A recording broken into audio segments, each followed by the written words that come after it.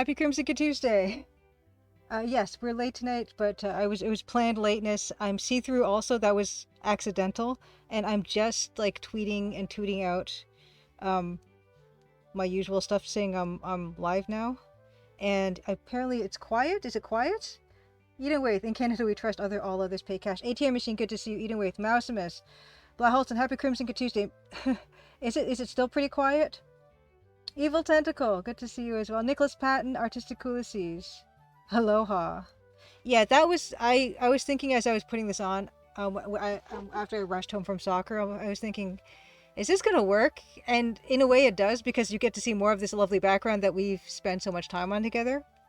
But in a way, it also doesn't work because I'm invisible. But that's fine. That's actually it's better. It's better this way. It was planned. It was planned.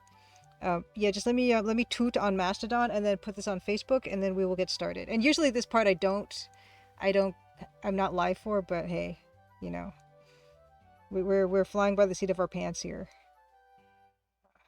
And yes, I will show an unobstructed view of the GIF here. Toot, toot, and pin the toot. Hold on, and then yes, I've got fun stuff to show tonight. Really good weekend, crazy weekend, a lot of fun. With some video, which is also kind of fun. Pin to profile that. One more thing, Facebook page. Okay, and how is the music? Oh, nice. Thank you, Nicholas Patton, for recommending my game. Thank you. And yeah, I will try to. I always try to show up to those when I can, if they want. Ted Bob, good to see you. Happy Crimson Tuesday. Just let me quickly. What do you call it? What's the verb for Facebook? To FB something? Okay, that doesn't work anymore. All these tags don't work. Oh yeah, the tags don't work on Mastodon either. Oops. That's not working either. That's okay. This is okay. Kim and David. David and Kim from Sweet Baby. Having to, yeah, I'm not on Threads, and I'm not on anything else. I'm just on Twitter and Mastodon and Facebook page for Crimson Diamond, and Twitch, of course, and YouTube, and my own website. I think that's it. Okay, posted everything. Okay, let me catch up. Music is there a bit quiet. Okay, let me work on that. Oh, why is it so quiet? It's oh so quiet. How's that? I really pumped it up. That should do something. Hopefully. And yeah, can you hear me? Voice fine, music soft. Okay. JBL, happy Crimson Tuesday. Thank you, Julie, for being on the right side of history with your pronunciation of GIF. Did I say GIF? I don't even know what I said. Oh, it's on. Okay, on Facebook it's to post. Oh, thank you. Yes, definitely whisper me, Nicholas Patton, or like, yeah, tag me, or yeah, I really try to do that. No difference. What is going on? I just did a sound test before I came on, and I thought things sounded okay. But I could be wrong. It's usually the music's not a problem. So what is going on here? Okay, is it louder like that? It's kind of louder for me, and I'm not crazy about that, but I will do that if that's necessary. Oh, it's too loud for me. Never mind. Okay. I'm not sure why the music is so soft. I mean, as fine as the background. Game audio is that soft, it'll be a problem. I tested Loom audio. We can hope we can adjust it on the fly, but it was sounding okay, but I thought this music was sounding okay too, and apparently it's not. Okay, it only made it, yeah, I think it only made it louder for me, but like this one, there's a MIDI player thing where I can pump that up, but it's not doing anything. That's max now on the MIDI player. And if that's not doing anything, anyway, that's okay. It's not a huge deal. Tonight is an art stream. Dan is busy, but part of the reason Dan is busy is because, yeah, I did see Dan on the weekend again. I saw him last weekend. I saw him this weekend, and we'll get into that. But before I do, oh, Dave, thank you so much for the raid. Fantastic, Red Human. Happy Crimson Tuesday as well. It's pronounced I don't know how to do the alliteration. That special notation for linguistics. Hello, the special Karl. Yes, and speak of the devil, the special Karl. And speaking of art, therefore as well. Okay, we're gonna get into it. First, I will ligatures. I will introduce myself. JBL is here. I don't know how long JBL will be around. I'm gonna play the trailer, introduce myself, do a quick developer update, and then we'll get into what I was up to this weekend. Welcome to Crimson Tuesday. We do this every Tuesday, 8 p.m.-ish. 8 p.m.-ish, a bit later sometimes if I have soccer like I had tonight. But usually soccer is, well, it's on Tuesdays, Wednesdays, or Thursdays. It could be any one of those days once a week. And it just so happens a few of the games do land on Tuesdays. So we'll start a bit later sometimes if that's the case. But yeah, usually it's pixel art with me, and if Dan is available, the musician on the project, then he comes in and we compose music for the Crimson Diamond on the fly, taking you guys, the feedback you guys have, which is always wonderful. And when I do pixel art on the stream, of course, I also take feedback, and that's been super helpful for the piece that's behind me. So thank you so much for doing that and participating in the process. Oh, Beta Human says soft G. Sorry for the IPA, the GIF. GIF? You say GIF, Beta Human, then. Yes, you're the devil, is special Karl. Oh, yes, an hour or so. Okay, we're gonna do the trailer. Yeah. I've been on Dan's trail. Then that's for sure. Yeah, we'll talk about that. But I'm gonna play the Crimson Diamond trailer. There is a link. Is this the link? Yes, there's all the links. All the links are there. In Nightbot, crimsondiamond.com, of course. If you want to play the demo of the trailer I'm about to show, then you can find it on Steam, you can find it on itch.io, and you can find it on Fireflower Games. And it is, yeah, it looks like this stuff. It has this particular color palette, and it's got a particular Roland MT32-ish MIDI soundtrack as well, thanks to Dan. It's got that certain look, it's got that certain sound, but hopefully it'll be a bit kinder to players, is what I like to say. I'm going to turn this too quiet music off, and we're going to get into the trailer, and I really hope the trailer levels are okay. They should be, but we will see. You guys, I'm sure, will let me know. Let's do this. All right. Crimson, Ontario was once a prosperous, lively mining town. But that was a long time ago. Now it's quiet, nearly deserted, and some folks aim to keep it that way. Nancy Maple is an aspiring mineralogist assigned to follow the trail of a dazzling diamond. An intriguing cast of characters has converged under one roof, each meaning to get their own way. Or else. Will Nancy untangle the mysteries and machinations before it's too late? Will the sleepy town of Crimson shine once more? Find out in The Crimson Diamond, an upcoming adventure game by Julia Minamata. The Crimson Diamond demo is available on Steam and itch.io for Windows PC and Mac OS. Wonderful. Okay, I'm glad to hear ATM Machine. The volume was much better on the trailer. Yes, JBL, the trailer. That trailer goes out to you, JBL, every time. Go on, Mansama. Happy Crimson Tuesday. And speaking of EGA artists, yes, thank you, Marcimus, for linking that to Rob Craig on Twitter, who's looking for EGA pixel artists. Of course, we have our own fair share of EGA pixel art here in chat. And of course, there is the EGA links. Modern EGA text parser adventure games. If you like the game that I'm working on, then there are plenty more where that came from. Cosmic Void has made 3 Tachyon Dream games and a game jam game called Warp Cinema. You can find this on Cosmic Void's itch.io page. Day of War is making Fortune and Glory, and you can find that at that on the Day of War on Twitter. Kinney Games is making Signal and Echo Iris is Missing. Demo is available on Steam. Also, there's a kinneygames.com website. Mousimus is remade Enclosure 3D. Enclosure into Enclosure 3D. And that's on Mousimus itch.io page. That is absolutely free, and it's a wonderful game. Phil Fortier has made 4 Snail Trek games. Those are available on Steam. And Slash Studio is on making Betrayed Alliance, and remaking Betrayed Alliance 1 and making Betrayed Alliance 2. You want to restore the blissful peace and quiet of the sleepy town of Crimson, Ontario? It'll take some doing. It'll take some doing. Let's get back to the barely audible music. I will give my developer update. The developer update is I'm still working on that last gameplay room of the last gameplay chapter, and just working through those assets. Animations can take me a fair amount of time. I've did a few longer animations, and yeah, they take a bit of time, but it's totally worth it. Working through those. Hopefully, yeah, I mean, wow, it's basically halfway through this month, which is, yeah. But hopefully by the end of July, I will have all the assets done, and Chapter 6, we can close the book on Chapter 6, which is stunning to think about, really. Also, yes, Dave says you can also check out Perilous Wild and Perilous Night on itch.io, provided you don't pay too many $1,000 for it. Yes, yes, Dave has made a bunch of other games too. And Cosmic War 3, Happy Crimson Tuesday to you. Yes, I did start later today, Cosmic War 3. I started at 8:30 today, but it's not a huge deal. Oh, thank you so much, Dave, for the resub. Fantastic.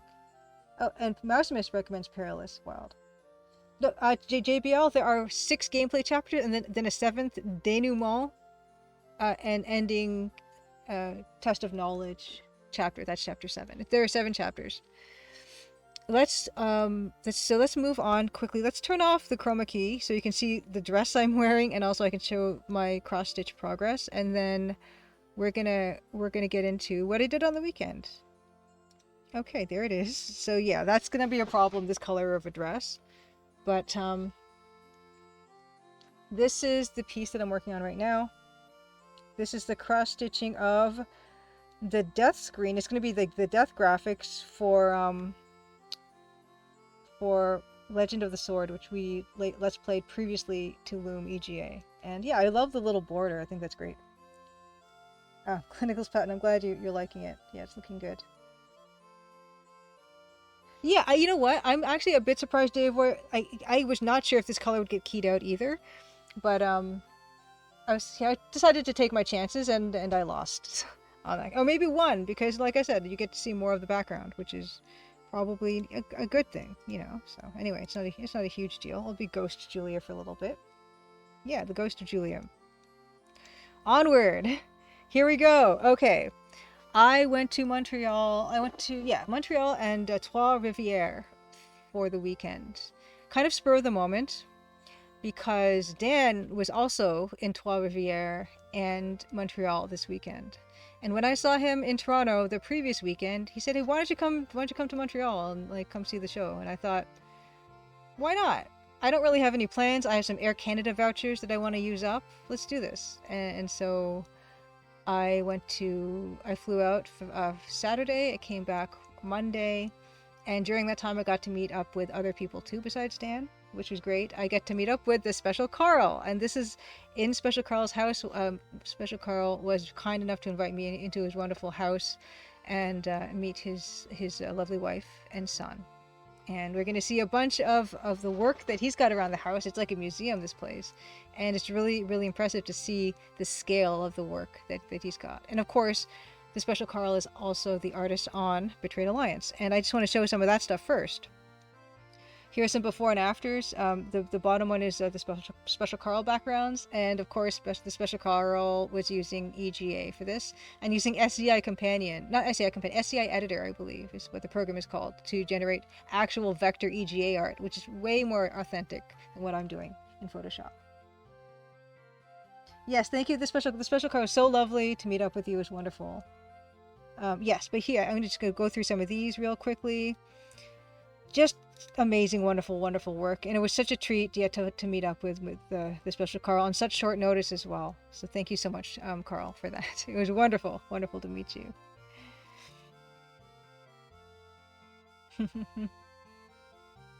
All this wonderful work. I should have asked for a demonstration of SCI Editor. Oh, I don't know why that's in the background. Oh, why are there 2 things on? Ooh, I accidentally turned 2 things on, that's why. These buildings are amazing. I love these buildings so much. Speaking of SCI Edenway says, Chris Benshoof came out with an amazing, monstrous blog post in decompiling of the SCI games. I saw that as well. Another thing I want to share is Here, if you're interested in seeing more of Karl Dupéré-Richer's work, you can find his blog there, Karl Dupéré-Richer at .blogspot.com. Karl also has an Instagram at karl.dupéré-richer, and you can follow him on Twitter at the Special Karl, all one word. Please do. He's a wonderful, wonderful artist, not just of EGA stuff, but also of the sculptures that I'm going to be sharing with you tonight. Karl / Happy Crimson Tuesday says, I kind of like the original art, to be honest, Slats. It's got the early art style that was in the earlier AGI games. I also like it too. I think I do agree that there's definitely an appeal to both of these styles. Oh my gosh, yes. I would love to do a stream with SCI Companion. With SCI Nancy. Oh my goodness. These are just absolutely delightful. And yes, of course, Slat Studio is also using SCI Editor to make his game, which is... My hats are off to you, Slat Studio and Karl. My game is just kind of an imposter.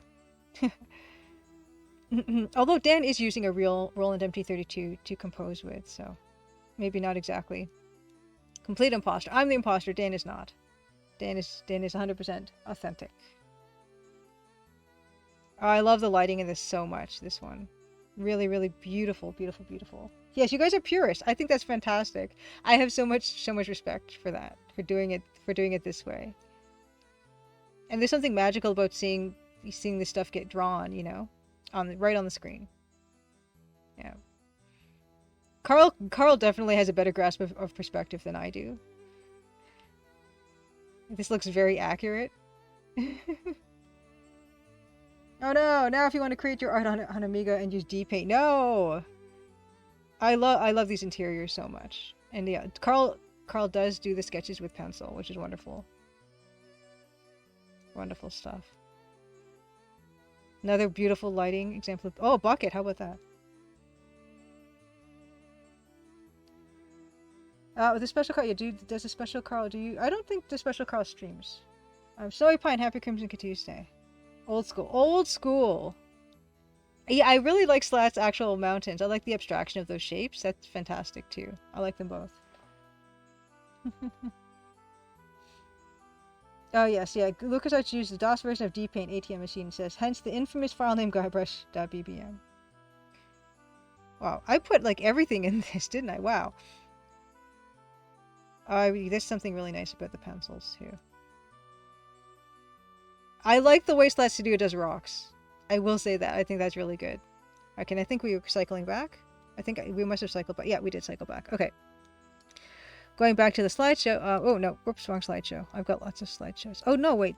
Oh, wait. Oh, this already went through. Okay, okay. Okay, like ignore. We're going to go back. Okay. Okay, so this is the first one. You can see, yes, you can see how big... Oh, my gosh. I'm going... Okay, yeah, this one. So you can see how large these are. It's fantastic. Really fantastic. Okay, ATM Machine says, which a bunch of fans mistakenly think must have been Guy.Brush, because they mostly grew up with D-Paint on the Amiga if they had it at all. Yeah, I was not an Amiga person. Davor says, my favorite original Slats piece is either the left-right cave in the middle or the dark warehouse room with the boxes toward the end. Yeah, there's some... I like the way Slat renders stuff. Karl also does these wonderful sculptures with lights in them, and you can see he uses a lot of found objects for his work, which is wonderful recycling. And yeah, these are all over the house. It's wonderful. Really, really, really cool. And the size of these, yeah, I mean, when I see these on Instagram, you can't tell. It's not as impressive as when you're actually there in person. Wonderful, wonderful work. And yeah, another one great example of how they're nicely lit and stuff. Are you using colored gels for those, Karl? Or how are you getting the different color lights? Didn't ask that here. And here is the Special Karl himself with what you can see is like part of like a jug mask that is wearable, which is fantastic. Yeah, the octopus is amazing. Octopus. Oh yeah, I'm wearing the same dress in these shots as what I'm wearing now. And you can see that shirt. You can see a suggestion of this amazing shirt he's got of... Looks like Quest for Glory 1 characters playing cards, which is wonderful, too. Oh, yeah, Karl, the colored lights in these sculptures, in this kind of, this face with the green lights, how did you make the colors... this one clearly is with the red reflectors, but for this one, How did you make the light green for these? Was it green LEDs, or did you have gels that you applied over top of lights? Judith JBL says the green glowing eyes ones look like it's from Disney's Treasure Planet. So well designed. I agree. These are really stunning stuff. Color light bulb. Okay, gotcha. Yes, green LED. Gotcha. Okay. ATM Machine says, I remember the art that shirt was based on. I think Roger Wilco from Space Quest is there as well. Yeah. It's a great shirt. And then here's Karl, the special Karl unmasked. Which was, yeah, it was wonderful. Thank you so much again, Karl, for welcoming me into your home. Lovely, lovely, lovely time. And yeah, here's Dan. Here's me and Dan in, I think, Trois-Rivières before the show that they did there for Festivois. Festivois, I get Voix is a music festival. So there are other stages too, not just Jean Paul, but other ones. And there, of course, is Dan the Band's. There's the hat, the good old hat. This one here, which did travel with me. Oh, thank you so much, the special Karl. Bill Kuhn, greetings, happy Crimson Tuesday. Eating Mediterranean salad dinner, then painting the bathroom. So tonight is mostly lurking for you. Enjoy your salad and good luck with painting. And here's Dan at work. Well, his other work. That is not a Roland MP32, but it is a Roland of some kind. And yeah, I got to, so this at Festivois, I actually got to stand just off stage. And you can see that the character there up those stairs, that is Jean Paul singing. And he was no more than 10 meters away, I would say, 10 to 15 meters away from where I was standing. And so that was a really, really, really cool experience that I got to have to be there on that side. And Festivois also in Trois-Rivières had the most amazing bug infestation. It's a seasonal thing, and they don't bite, thankfully. But you can see this is what Dan's keyboard looked like after the show. They were inundated with bugs, and I've got some video which is kind of fun to show. JBL says, "Well, managers usually do stand off stage." Yeah, it was really cool to get to see that. But yeah, I mean, they were just, Dan was playing the keys and just smushing bugs with his fingers. They were flying people's mouths, up people's noses. A painting tonight is disc 3 of 6. I mean, coat 3 of 6. Very nice, Bill King. Evil Tentacle says, "Miss your chance to burst on stage and promote the Crimson Diamond." It was gross. Neon Totem, there might be a natural predator for the bugs, but they're just so many. They were piling up just on the side of, and on the floor. They were just dying. And the dancers, they would have to put their hands down to do certain dance moves, and they were just going up on their fingers. And they weren't going completely down on the floor to do some of the dance moves because the bugs were everywhere. It was really not good. Not good. Oh, no. Either way, I did ask Dan a lot about the missing tracks for the Crimson Diamond. While we were there, because he would introduce me to the band and he'd introduce me to other people that were involved in the whole production, and he'd say, "Oh, I'm making music for this a computer game," and then I'd ask him for my tracks. Exactly, Crash. Let's outbreed the predators. And this was the other venue. So this one was about a 40-minute drive from Montreal, and it was in a place called Calumet, and it's called Beach Club. And Beach Club, as you can see, they've got it it's almost like an artificial peninsula with sand and a small stage. And this one was really cool to go to as well. And this one was an earlier show because it's not lit. It's all not the natural lighting. So the show looked very different, which was very nice. There was specifically that one kind of fly. Apparently the previous night when they played Festivois, there were moths and bigger bugs. But then for some reason, the demographic of bug completely shifted on that second night. It could have been the time of the day or something, I don't know, but they were all I guess that's what they're called, fish flies, Bill Kuhn. They're kind of they've got these green bodies. And here is that. So where I'm standing is kind of in the front of house, which is nice because you can see how crowded this place is, and the crowds are really wonderful and energetic. I think many people there were lit. That could very well be the case.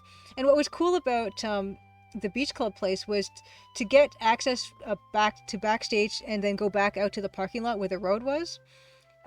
When the show was on and stuff, and when it was busy, we took this boat. You can see the boat there in the background. So we'd have to get on the boat before the show and then after the show. That was a cool little touch. Okay, the special car says Point Calumet is the name of where Beach Club is. And then I met with um, Dbed, that's David there, and Kim from Sweet Baby, the founders of Sweet Baby. And these are the folks I worked with them for Wreck Dog, which was a Strange Scaffold Sweet Baby kind of a co-production. And I've done some other work with them, like some narrative consulting, some cultural sensitivity consulting, and things like that.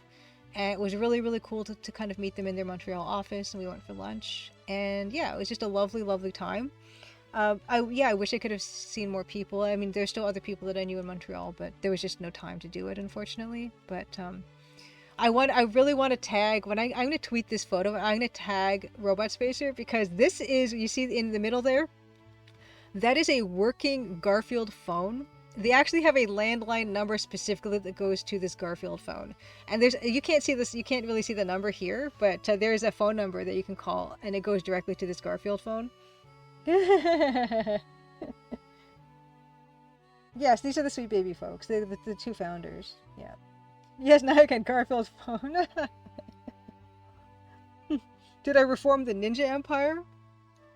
I'm not sure exactly what you're referring to, ATM machine, but I'd be happy to answer yes or no once I know the context. But yeah, that's all the photos I wanted to share with you. But I do have some really cool like little videos I took on my phone that we can now move into. Okay, and then of course this was from the Toronto show that I showed you guys before. Oh, the joke about a meme from a Hong Kong movie. Okay, gotcha. Mecha Garf still hasn't arrived. Yeah, Nancy Maple Garf has not arrived yet, but I'm really looking forward to that. And here are the videos. So let's get into this. And I kind of sound checked these, and they were really loud, and I turned them down. Let me know if these are too low. So this is going to be the first one. And oh, this is a video. Okay, this is a video. Let me know if this is too loud or not loud enough. Okay. So this is something I took just off the stage. So you can see the back as well.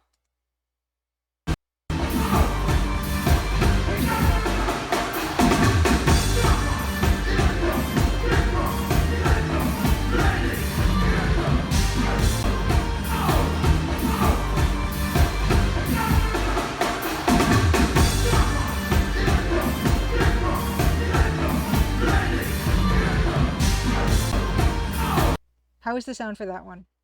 Because I kind of set them all about the same sound level. Okay. Ninja is supreme and you have double crossed. Okay, Jeffrey Ho, I think. He could have...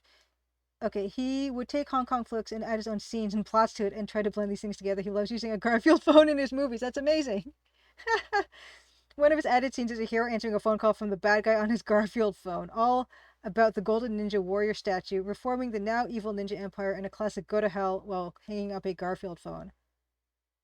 Love it. Sound was okay, great. Okay, okay, that's nice. So the next one, this one is great because, okay, so you can see the dancers here on the left, and you can see just to the right of the dancers, there's Dan on the keyboard, and then there's the guitarist, and you'll see them. Dan has a towel that he's swatting the air with, and the guitarist is like she's trying to like wipe them off his body.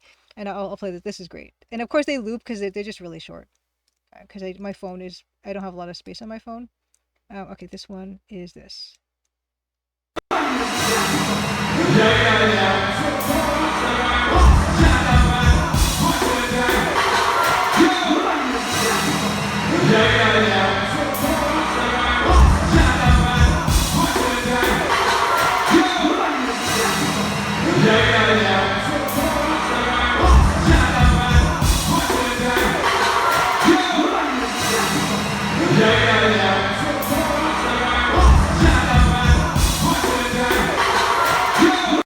Dan had a drink on the side of his keyboard, and immediately it was a swimming pool for flies to have a dip in. Oh, I also forgot to add a link as well. The Special Karl is also a game developer. Oh, it is and so Karl is co-developing Amazing Fix with Nicolas Baudet, and you can find it on its Steam page. Oh yeah, it's Special Karl. It looked like they were inventing dance moves at the time, and the dancers were troopers, absolute troopers. One of the dancers here, Kalima, she came off stage and she's like, one up my nose. Oh yeah, and also when Sean Paul was singing Temperature, one totally flew in his mouth, and he could not laugh about that. And here's what that looks like.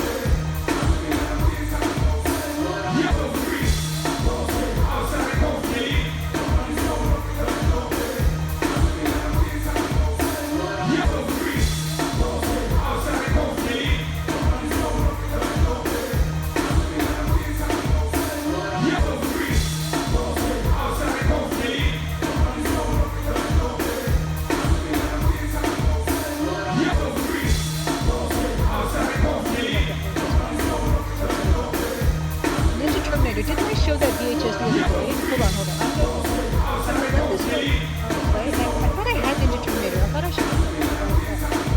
Let me just quickly check. I'll be right back.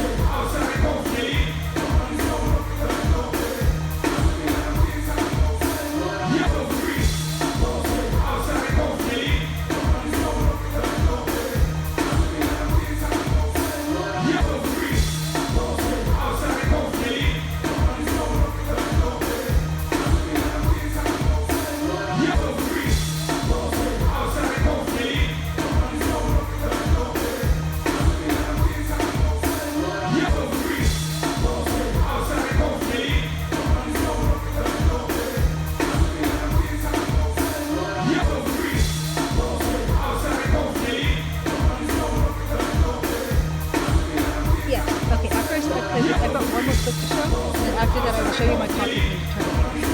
There's one last one. This is the finale. Oh no, there's a few more actually. This was the finale of the one reviewer show. And those aren't bugs. Don't panic. That is just the confetti that they piped out at the end.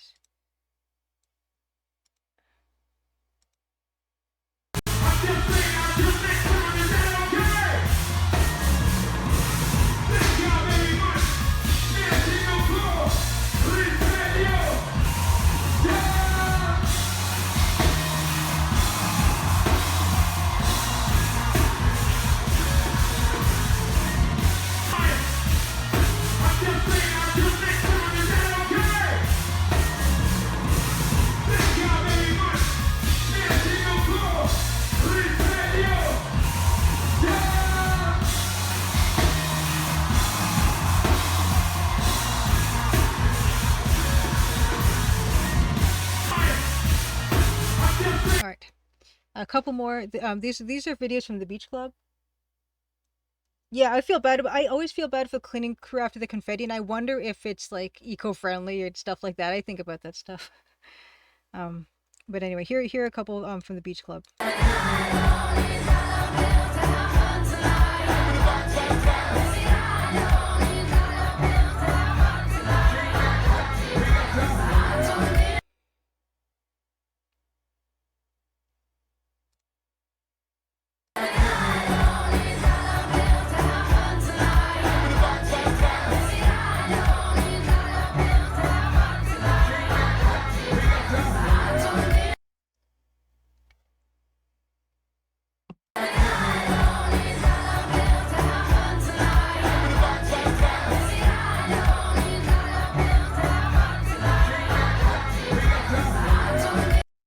And one last one. Yeah, JBL. Yeah, I'm imagining that confetti is not usually that eco-friendly, which they should come up with one that is.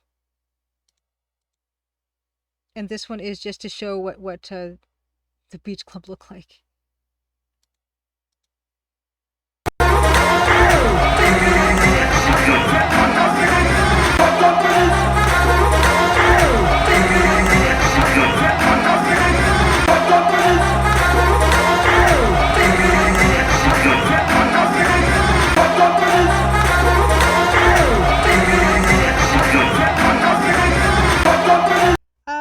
I think that that type of the metallic type of confetti I think is probably plastic.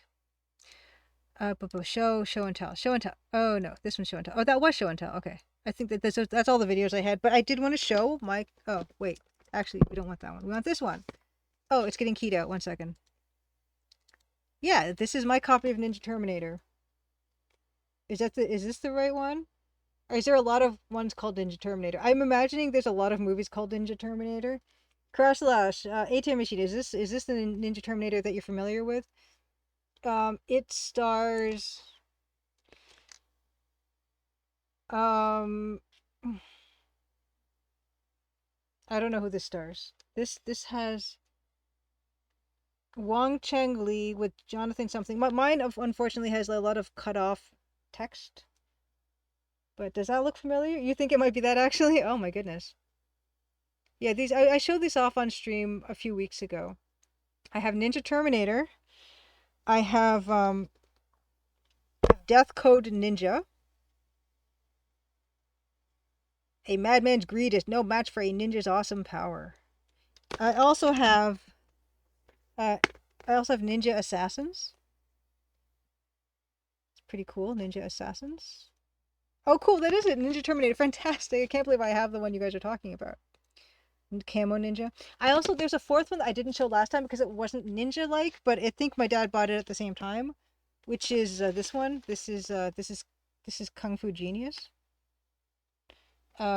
Which I might as well just show you that one is front and back. Oh, okay. Judith Butler's Lover says there are some eco-friendly confettis. They're usually made from some kind of fast decomposing paper. Yeah, I mean that would be nice. I'd like to think that's it. What a collection. This one says Grand Masters, Karate Killers, Martial Arts Assassins, and the only man who accepted the challenge. What? And the only man who accepted the challenge. Only a genius could survive. Okay, so that's that. Kung Fu Genius. An Alex Gao production, starring Cliff Locke. Here's the back. That's pretty genius. I will read. See, you can see how some of this is cut off. I will do my best. Or is this just folded over? Maybe if this is folded over, here's the Be Kind Please Rewind tape thing. If this is just, I think it just might be cut that way, just cut badly. Oh yeah, it just cut badly. Okay, that doesn't help. Okay. Okay, we'll try to read this. Try to read it. You can put it back. I don't want to bend it or anything. This could be worth tons and tons of money. Kung Fu Genius. Okay.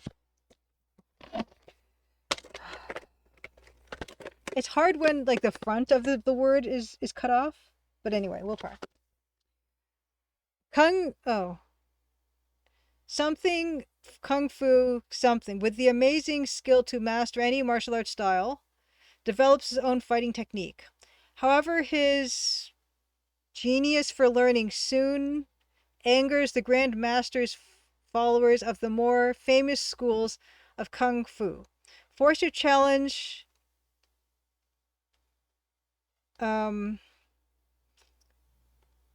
I don't know. This ends parents. I don't know. I don't think it's parents. Forced to challenge not competitors. Something and masters. He finds himself caught in a power play for control of his town, and threatens innocent something, and ultimately ends something to a deadly duel to death. 88 minutes. Right. Anyway. Onward. I think that's pretty much. Is that everything that I wanted to show? Let me just quickly go through all the stuff I went through. Okay, there's the Betrayed Alliance stuff. The videos. Okay, I think that's it. I think that's everything. I think. What's this? Okay, yeah, I think yes, that's everything. Okay, great. We're gonna now move on to actually art stuff. I'm gonna turn the music back on and we're gonna get into it. We have a new scene we're gonna be working on today, which is kind of exciting.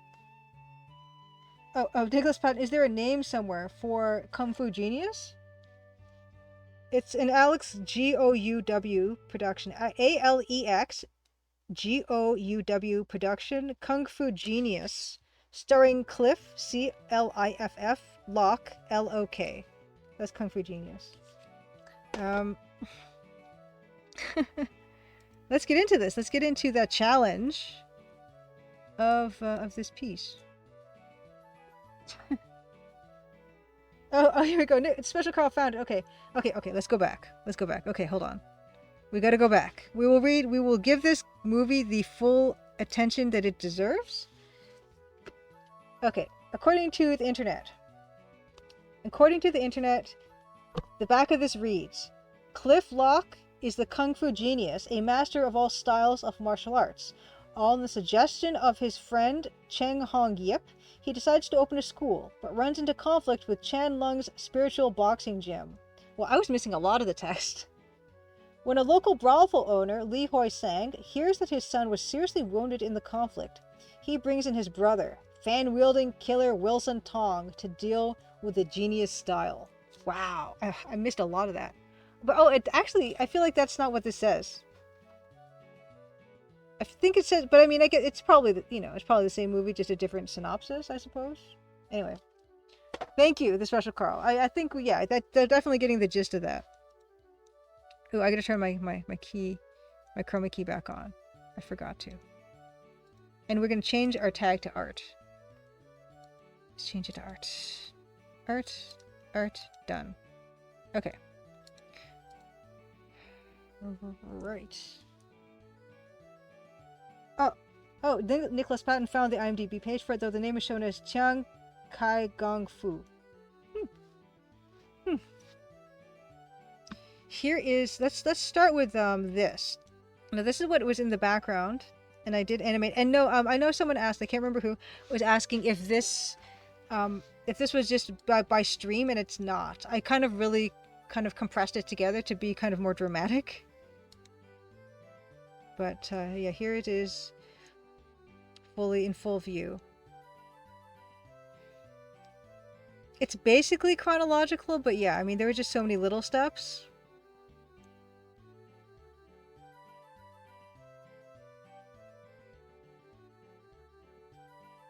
And when I did flip it, I did notice some other things, like that metal bookshelf in the back definitely has some issues. Maybe I'll touch it up a little bit off stream, but I'm pretty happy with where we ended up with that.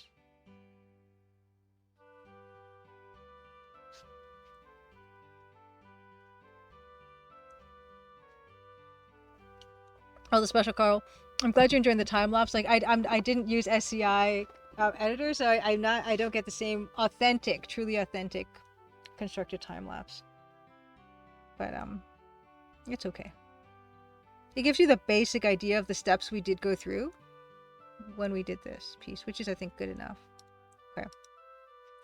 So there's the final, and I do need this piece as a visual reference for the piece that we'll be working on today, because it's a close-up of that shelf. It's a close-up of this countertop. It's a close-up of Nancy and this character that I actually forgot to find reference for, but that's okay. Oh no, I didn't want to do that. Don't do that. It's just got to restart the room, but now you know what it'll look like in the end. It'll be a cinch. The textured floor. Perhaps mostly just black and dark gray. You know what? Did I miss something? Hold on. Oh, Amberzine, thank you so much for the sub. Fantastic. Oh yes, Slash Studio. I don't know if you were here when I did do the EGA shout out, but I'm gonna do it again.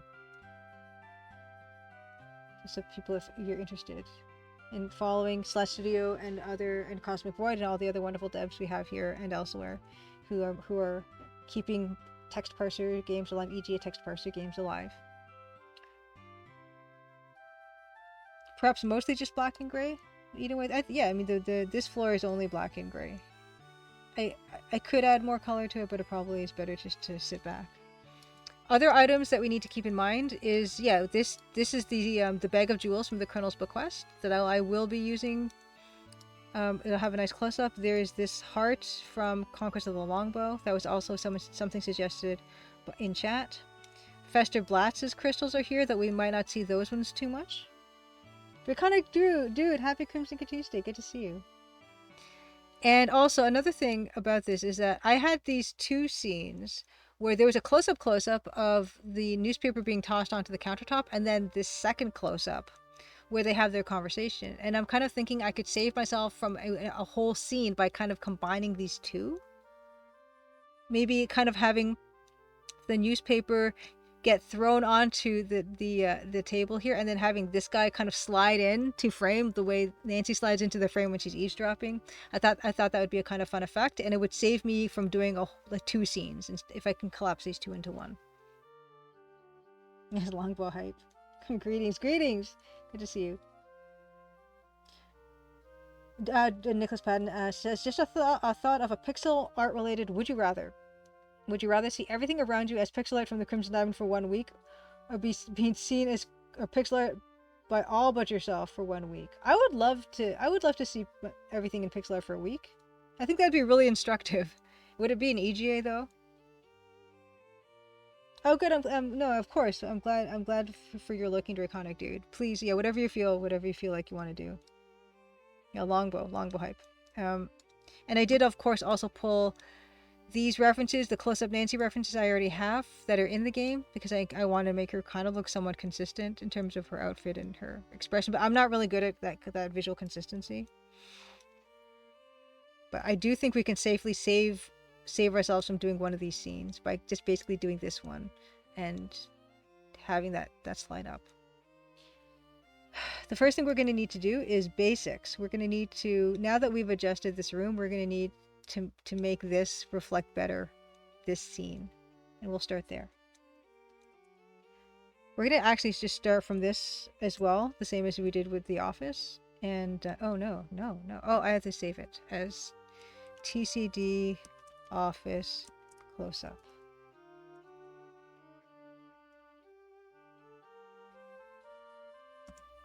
You like how the front view and the leaning pose of the main character, they're these. I like them too. I mean, they're not, you know, they're not perfect, but they work, I think.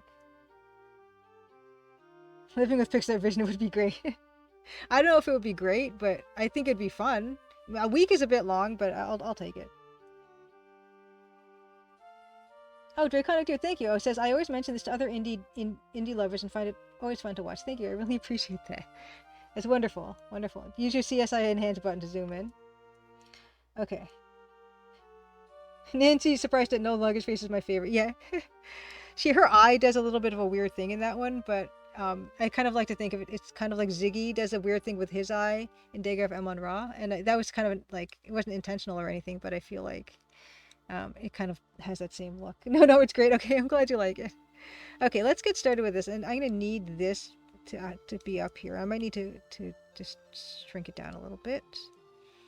The most important thing is, it doesn't have to be perfect, you know? It just has to be somewhat consistent. And now that we've moved this shelf around, we're going to definitely have to... Oh no, I don't want...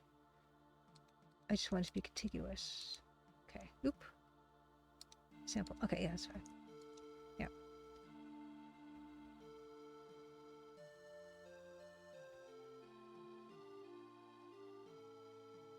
The front view leaning pose, or Nicholas Patton, or the pixel art looking thing. Oh, the CSI Enhance. I watch a lot of forensic files, and they can sometimes somewhat do something. It's not, of course, not nearly as good, but so they can sometimes do something with that. Yeah, zoom and enhance. In the floppy version of Dagger Amon-Ra, Ziggy has a different close-up without the odd eye. Oh, interesting. Okay, interesting. Do they have side head portraits? These people, Nancy does not have a side head portrait. Cypress D, happy Crimson Tuesday. Good to see you. We're gonna have to, like, yeah, gonna block some of this basic stuff in. You know what? I actually would like to have Nancy sitting on this. That would help. Let me, yeah, I'm gonna need that. That's actually really helpful. Okay, 1 second. I'm gonna put this on my face. I'm gonna open up an older version of the game project. I'm just gonna grab the sprite and sit her on that chair, sit her on the stool, because it's gonna be really important for me to kind of get that slightly different angle in the close up. Okay, don't mind me. You're not supposed to see anything right now. It's supposed to be a close up. Yes, Nicholas Patton. Yes, Murdoch Mysteries, very, very Canadian production, and it's kind of in the same era, I think, maybe a bit later. Let me grab Nancy sitting. I don't know where she is on here. Maybe it's in the intro stuff. Pre-intro, not pre-intro. Intro 2? Intro 2. It's an intro 2. Yes, it is. Okay. I'm gonna just grab this. Don't mind me. Copy sprite to clipboard. And then put it here. Oh my gosh. Oh, I know why. Okay, hold on. Hold on. Okay, don't worry about it. You're not meant to see anything right now. Okay. So I'm now switching back to Photoshop. This particular version of this room is actually blown up 400% for the animated GIF. But don't worry about it. It's fine. It doesn't really make a difference for this purpose. Okay. Here's Nancy in the intro, and she's sitting here, basically. Like that. I think maybe she's kind of sitting on the edge like that or something.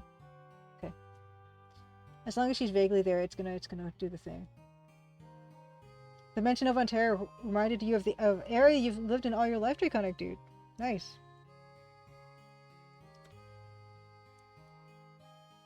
Ontario? Does it sound like Ontario? The name of the place? Foggage Green, happy Crimson Tuesday. I'm gonna need you to sit right here, Nance. So this is fine. It's just kind of like there. That's gonna help. Of course, the angle's a little bit different here. We're gonna be mindful of that, but definitely you wouldn't see any of that green metal cabinet. This. Let's start with sitting here. Let's start with building the proper angle for the table, and I think we can. That's a good place. Good place to start. So we're gonna have to get rid of a bunch of stuff. Oh, where's that artifacting happening? I don't know why. Okay. This is the right size, right? Oh no, why is this? Oh. Why is this so big? This is not the right aspect ratio for this.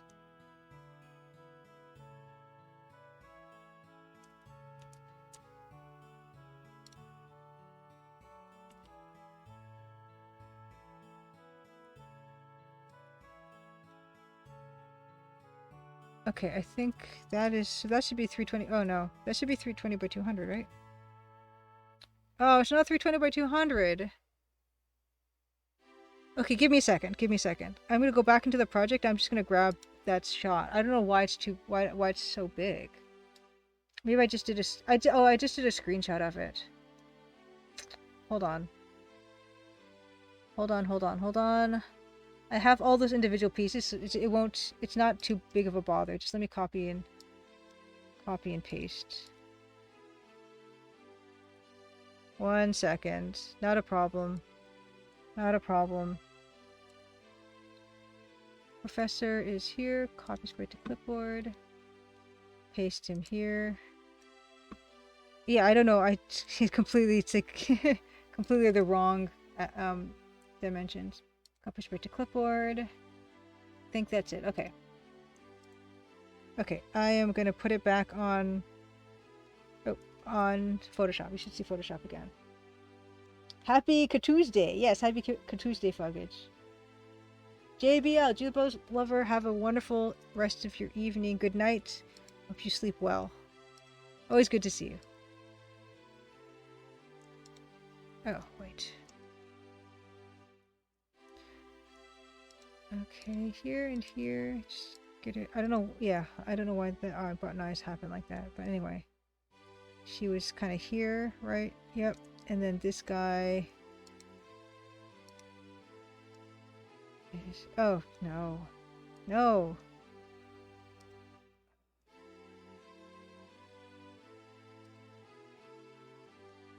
Nancy, where are your eyes? Come back. And then this guy.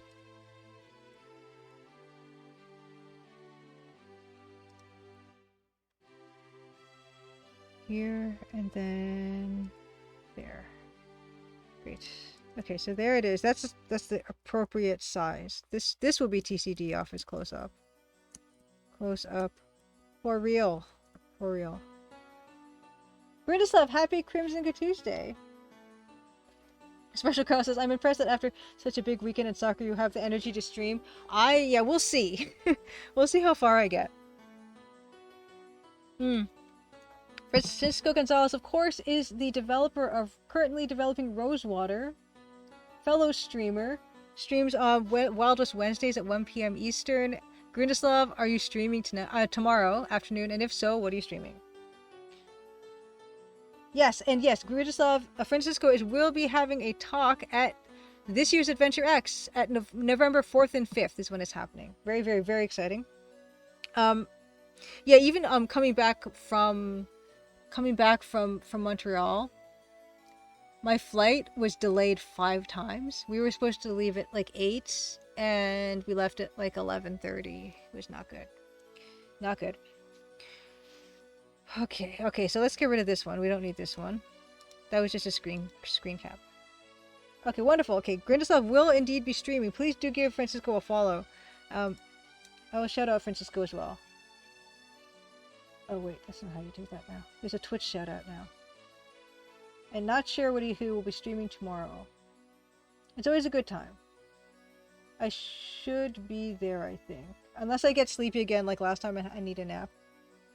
Shout out at Grindislav. Okay, great. Let me just quickly check my schedule. I don't think I've got anything going.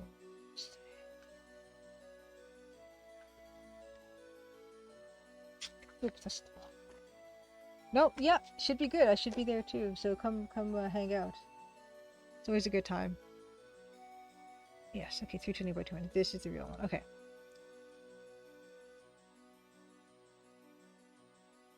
So it's actually nice that these guys are on separate layers. Not really, because this is super rough stage right now, but anyway, I'm gonna need to get rid of this again. This one. Okay. And yes, the table. The table.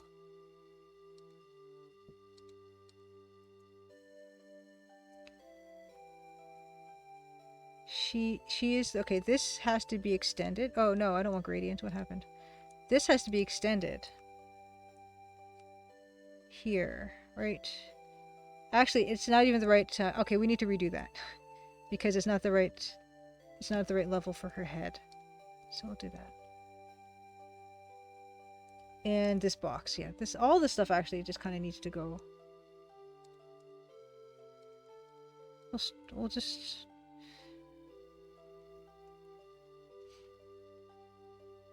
Oh no, Maximus, your flight to Europe earlier this year got cancelled. Did you get compensated for that? Or did you have to fight the airline tooth and nail for compensation, which seems to be unfortunately the case in a lot of Air Canada issues? I will never fly Air Canada if I don't have to.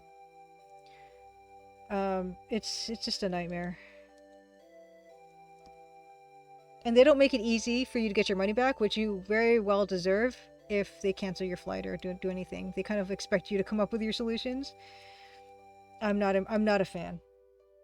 Wow, okay, Big Flight got a 33% back, had to book alternative flights, are still in the red. That's ridiculous. I don't understand how businesses can operate like that. It just if you know, if I charged you, you know, $600 for my game and then I just didn't give it to you, like I don't get to keep your money. Like I don't see why they get to keep your money. Or like, okay, well, you know, I'll give you, you know, a third of your money back. My bad, right? No, it's just not, I don't understand why they like live by different rules. Special Karl says it's okay to cheat on the picture to get a better composition. Oh, don't you worry, Special Karl. Absolutely. I have no shame. I cheat. Well, you already know how I cheat constantly on the perspective. It's just, yeah. I'm not a fan of airlines. Just, yeah, in fact, you see the crossbar, it's too high here, right? I'm going to cheat it, so it's actually going to be a better composition here. If I do that there. Oh my goodness, I'm sorry. I wanted to reach for the mute and then I wasn't going to get to it. But yeah, I'm definitely going to cheat it. Like, that's going to work better for this. And then even at this crossbar that's going this way, I'm going to cheat that as well. Whatever's going to work for the composition is what I'm going to do. So here probably is what I'm going to do. Oh my goodness. They did offer a free flight 2 days later, but would need to pay for a hotel myself. So if you fly, make sure to get good insurance. Here's another thing. This is another layer of incompetence with Air Canada. I had vouchers, and I was trying to book the flight online, and it said you can't. Vouchers not applicable, and it didn't. Okay, vouchers not applicable, and it didn't even say why. It just was grayed out that I couldn't use vouchers. I'm like, what's going on? So I have to look this up separately, and it says, oh, you can't apply vouchers. I don't even know if I could look this up separately, but I found out somehow, maybe by calling them, that you can't apply the vouchers if you're booking online. I said, okay, fine. But there was an option for flight insurance for $130. When I called and then, waited an hour and got my call back, I'm trying to book this flight online with these vouchers, and he's saying, okay, here's the vouchers. I said, well, I saw this option for this flight insurance for $130, and he said, oh no, we can't. You can only do that online.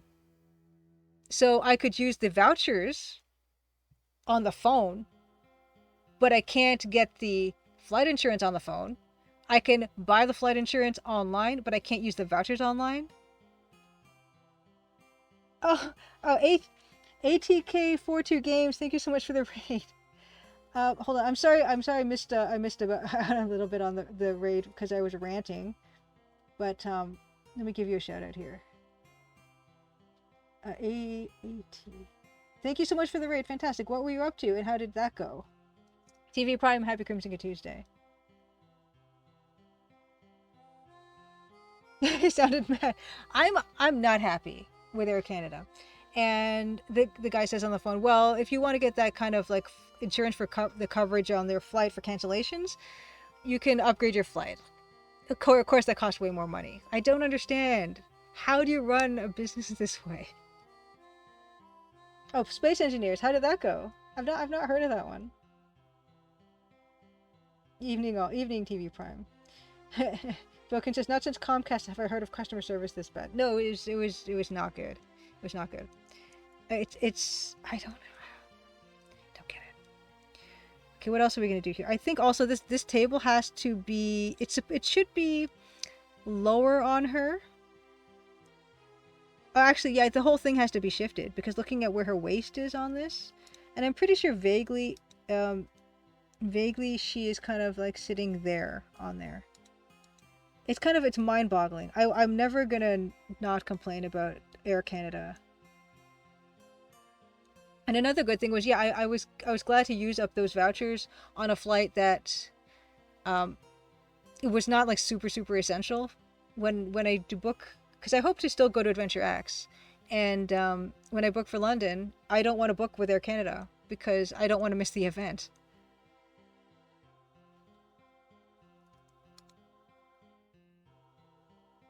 Yeah, Mouse says, I've seen horror stories about Air Canada on Twitter. Last weekend, they canceled or delayed 52% of their flights. I don't know how you operate as a customer, I mean, as a company, and be like that. And they actually, it was worse before too. It was, and like last summer was also just, it was completely ridiculous. And this flight that that was delayed 5 times from Montreal to Toronto, then they said, oh, this flight is canceled. First of all, they said, okay, the plane has landed, it's on the tarmac, and we're cleaning it and doing the check. So we know the plane is there. And then they say the flight is canceled. And then they say the flight is the flight, you can get onto this plane if you have a connecting flight in Bogota, for Bogota. And it's just like, the plane is here, and I've got a seat, but now you're saying that this plane and this connecting is only for people who are going to Bogota, have a connecting flight to Bogota in Toronto. And I waited until the line was done, and then I got to the end of that line, and I said, hey, why don't I was thinking to myself, why don't I just try to get on this plane? The worst they can do is say I shouldn't be on this plane. And it was no problem. I got to be on the plane, and there were people sitting like they were just like not going to get on the plane, and they didn't even try, and they looked like they were from that particular flight too. And I got the seat that I had bought and was assigned to me or whatever, and there was like no problem. So why are they telling people that the flight is canceled when everything was completely fine? It's ridiculous. Ridiculous.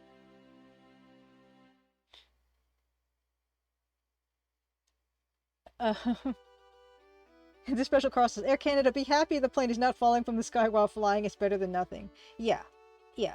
I know, you know what, there's WestJet. WestJet is a bit better. And I'm gonna book my flights through WestJet for when I go to Adventure X. Dr. McKiller, good to see you. Happy Crimson Tuesday. Dr. McKiller says, do you plan to go to PAX West this year? I am not. My only thing I'm really planning on doing is going to be Adventure X in November. Because the Crimson Diamond, I'm still hoping it's going to be done by November, but there's no way it's going to be done in time for PAX West. ATK42 game says, it went regarding space engineers. I made a range extender for my antenna range. It ran out of power at the end of the stream and fell back to the ground. Oh no. Oh, that's frustrating. I'm sorry to hear it. Yeah, I mean, I should have said, yeah, we're totally, I'm going to Bogota. It's fine. But you know, they have that information, but like they say these things and then they don't mean them. And you know, ridiculous.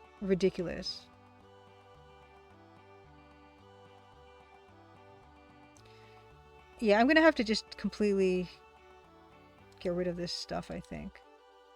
I don't even know why I copied and pasted this stuff, considering I'm not gonna use most of this, but it's okay. Don't worry about it. It's fine.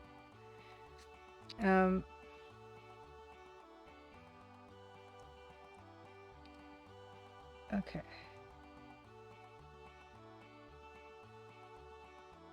Okay, it's fine. It's fine. Oh, that's what you get for going with solar power. Good for you for doing solar power, though. I have a lot of respect for that. So let's see. We're gonna cheat this table too. We're gonna cheat the table.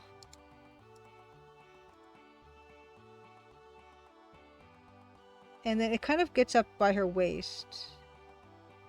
Right? There's her belt. But it's gonna look weird if this whole thing is just... It's gonna look weird. It looks a little weird. Okay, but the bottom part, we're gonna move it up a little bit. No one will know. You guys will know, but you guys won't tell, right? Don't tell on me.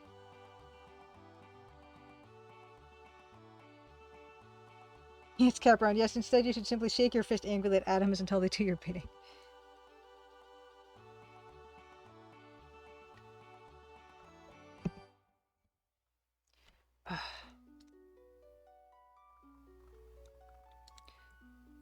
Happy Crimson Tuesday, by the way. It's cap round. This is vaguely correct. Oh no, it's not. Not even vaguely. Okay, I gotta lower this a little bit. It's a bit too obvious. That's mostly kind of okay. You won't tell. You are nice. Yes, you don't tell. No one tell on me, and no one tell on me that I snuck onto an Air Canada flight that I wasn't supposed to be on, that I totally paid for, because apparently if you're only going to you know, if you're going to Bogota, then that's more important than going home. So, screw you. But no, it's okay. Like no one else is gonna be in my seat. I don't see the problem.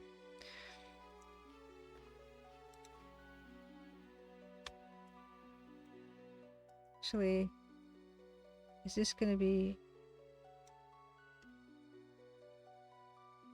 Yeah, that might be what I want to do with that. Kind of just have that be a bracket, but then that's too thick, so I'm gonna have to...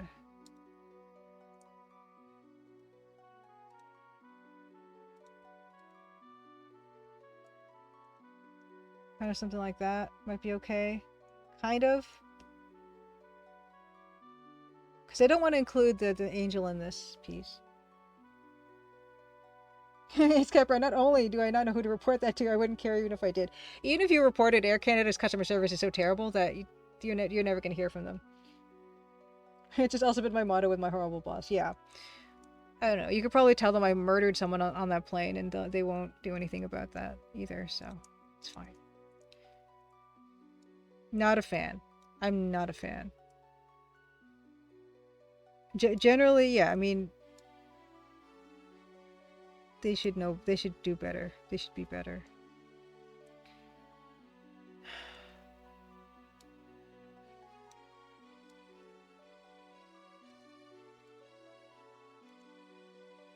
But I will give them this. At least they let you do a callback number instead of being on the phone forever. I'm a big fan of when customer service places let you leave a callback number. That's great. So they get like half a star for that, for something as basic as that. The standards are really super low.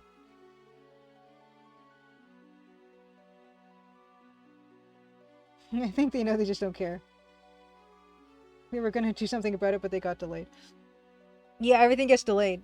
Yeah, everything, and you know, it's just...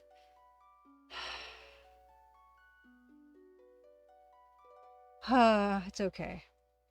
It's fine. I'm home now, and it's great. But they should just be better. I don't know. I'm not usually like a big stickler, because I'm understanding. I know sometimes things don't go perfectly, but anyway, that's a pretty good starting point, I think.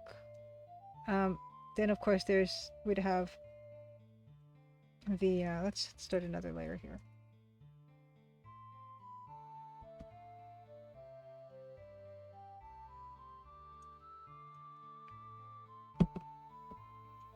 And they didn't even do that thing, because, you know, maybe they overbooked the flight, which they'd like to do too. They didn't even do the thing where they're like, well, we'll give you a voucher now. They didn't even say what to do, really. Everyone just kind of stood around there wondering. I think everyone just got on the plane anyway. I don't think I was the only one.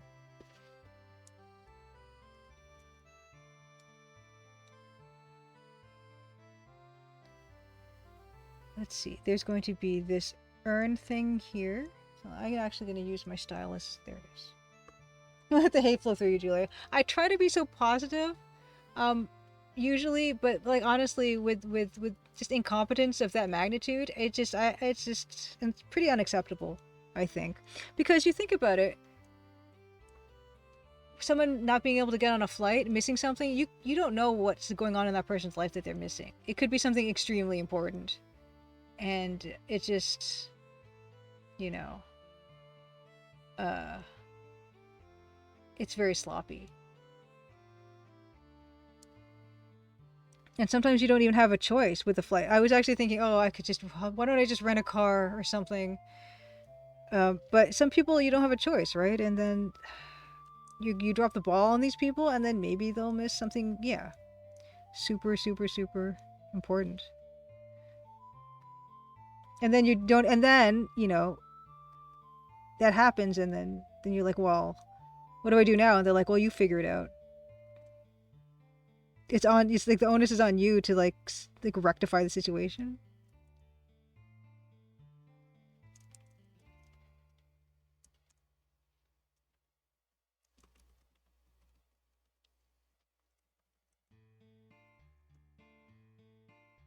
And then they only announced it once.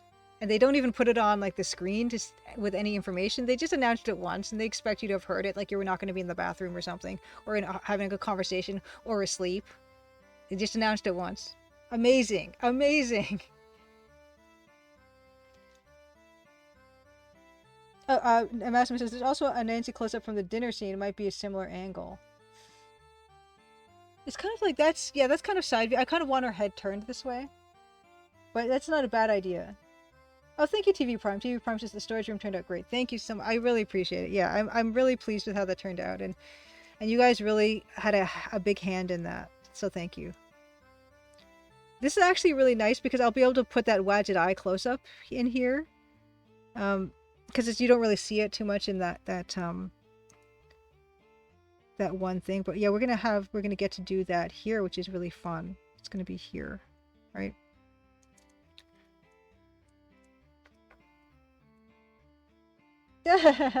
Don't be so nice, Mr. Karl says. Don't be so lovely with evil force. Don't be so nice. I'm nice. I'm a nice person. Generally. And I try to be understanding of, you know, when things don't go right and stuff. I try to be empathetic, but it just seems like they're not even trying to be better than that. And it's real, like I said, it's really important that they get that stuff right, and they don't care, and they should.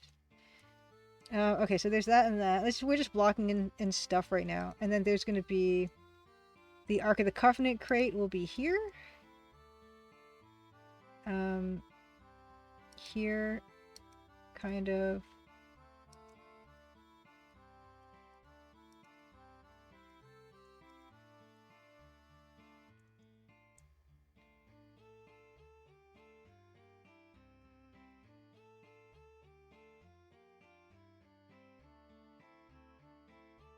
Beta Human says, you think you're not a fan of Air Canada. You can't imagine the runaround I got returning from Japan 2 years ago. They were the only option to get back. Oh, I'm so sorry. Ugh. Belkin says, that's the kind of situation that would very quickly get resolved if humans had the ability to fully live each other's experiences.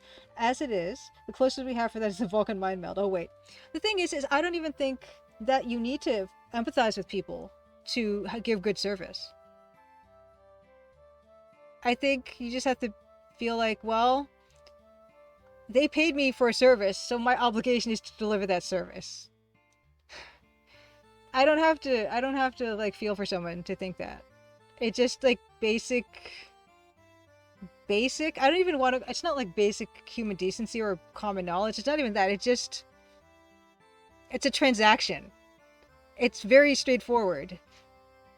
In exchange for money, you provide the good or service, and if you don't give me the good or service, you have to give me my money back. Not 33% of my money back, and not me fighting for my money tooth and nail over a period of months, and not just for vouchers. It's very straightforward. I don't know why at a certain scale, like it's almost like with quantum mechanics, like at a certain scale, things just don't make any sense anymore. At a certain scale of a company, things just don't make any sense anymore.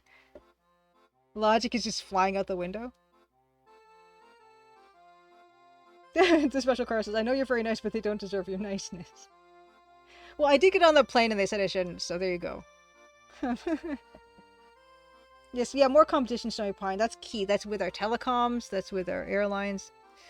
That's a big problem in Canada, is that we don't have that competition. Let's just grab some of this. And then we're going to just quickly just outline some stuff. This is all very, very, very... It's kind of weird to shift from being so specific near the end of that last piece to kind of really roughing stuff in again at this point.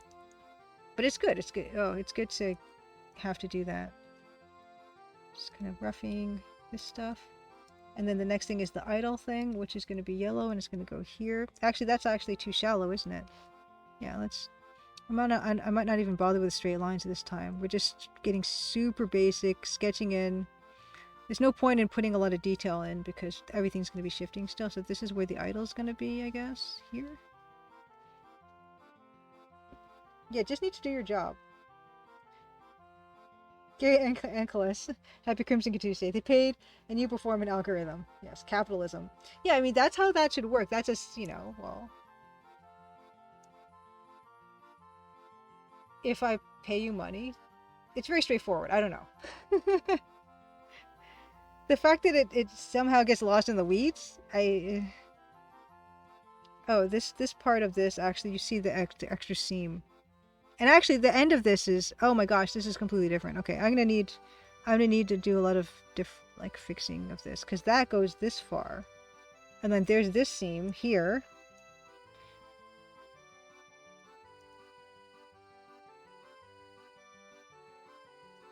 And this actually ends before her head. And then this goes like this. And this line goes like that.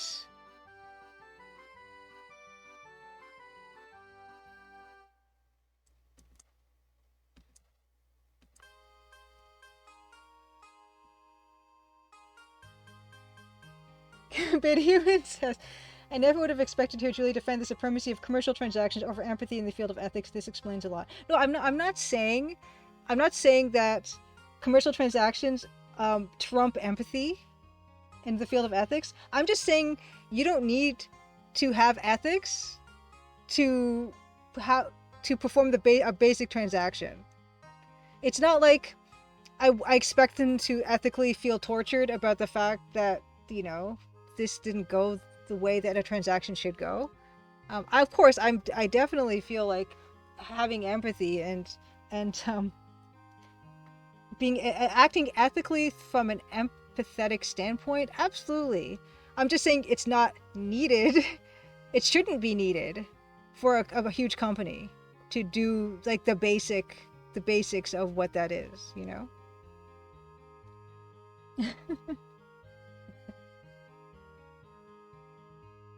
The special Karl says, Canada, the place where you don't need to offer good services because anyway, nobody else is going to take your job since there's nobody else to do the job. Yeah, I guess it's just, I don't know. I'm just one of those kind of, I don't know. I think a lot of people are the way where it's just, well, I mean, if you don't do the thing, then you don't get paid to do the thing. You don't get to keep most of the money either. Yeah, stealing 2/3 of you much less than empathetic. Yes, it's not even like that. It's just almost like, yeah, it's just like, it shouldn't even enter into that, right? How they feel about it, or if they feel for you or not. Like, I don't know. It just, for me, it's like, when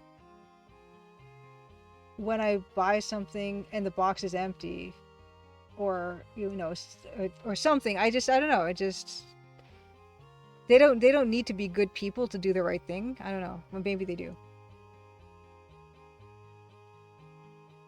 Bilkin says, Canadian government just needs to pass a law that everyone who works for Air Canada has to fly Air Canada three times a week until the problems are resolved. Ay, ay, ay.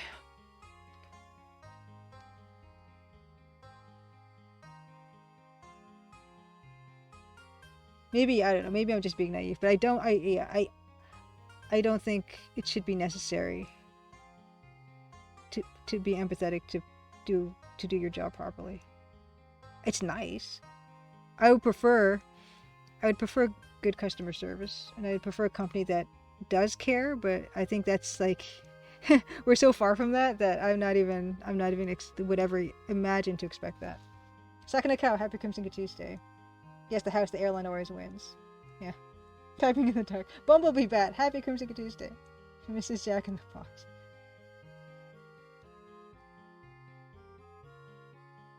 Oh, that's good. Oh, Grindel's love you. Okay.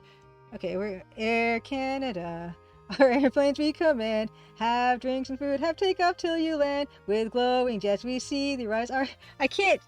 I'm not a great singer, but I'm also listening to this other music. We're not going to even try harder than this. Far and wide, Air Canada, we hope you like your flight.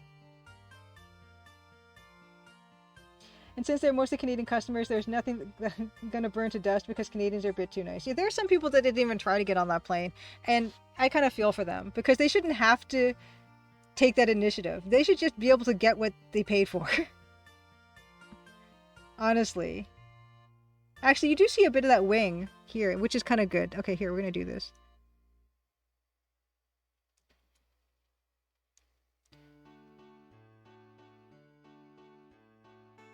There's so much like you shouldn't have to be this, you shouldn't have to do that, but unfortunately the world that we live in sometimes, ideally, in the perfect world, they wouldn't have had to not fly.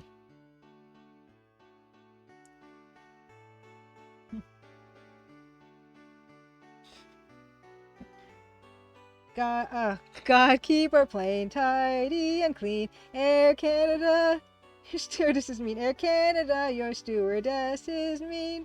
I'm so sorry. Don't, I'm not gonna sing on stream. Oblong thoughts, happy Crimson Tuesday to you. Thank you so much for the sub. I'm so sorry that I even did that, and I think I'm gonna blame Grindeslav for having me completely out of tune sing his Air Canada rendition of O Canada. That actually, this compositionally, I want this to end here, right? So let's just do that. Where's my ad money? Air Canada owes me some royalties.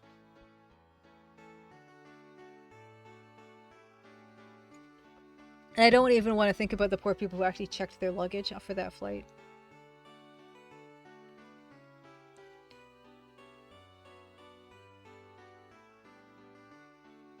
You've never flown Air Canada? Don't fly Air Canada, Grandislav. Never. There's no need for you to.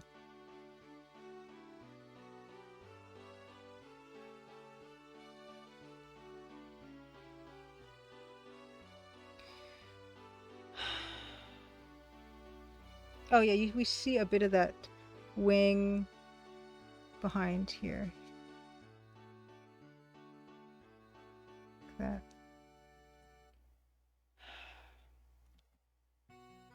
Do they give you poutine? They do not give you poutine. They give us pretzels. I still have them in my purse. I didn't eat them, but I take every free food that I get offered. I have some cocktail peanuts that I had from the green room from which one was this? The beach club from the Jean Paul show. And I didn't finish it, so of course I bring it home with me so I can eat it for snack time today.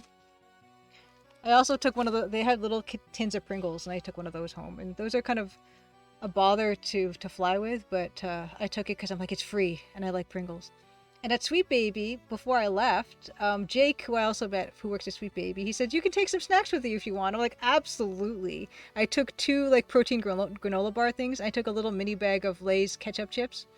And even though it's hard to travel with a little, those like ketchup chips because my packing is very tight and stuff, but I still managed to squeeze the little bag of ketchup chips in.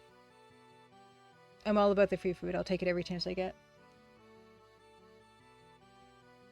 Oh wow, Grindeslov says, when I flew Air India to the UK, the flight attendants wore saris. They gave us curry to eat. That sounds amazing. So now I expect every air country to basically be Epcot on a plane. It's not like that. It's unfortunately, yeah, it's not like that at all. Air Canada, just, yeah. You'll be in for a cruel, cruel, cruel disappointment. Let's see. That's pretty good as a start. And then there is that, and then she has in front of her the paper that is now in the wrong kind of angle. Okay. Yeah, it's in the wrong angle, but anyway. Here is the paper that she's working on. Oh no. Oh no, not there either. It's fine.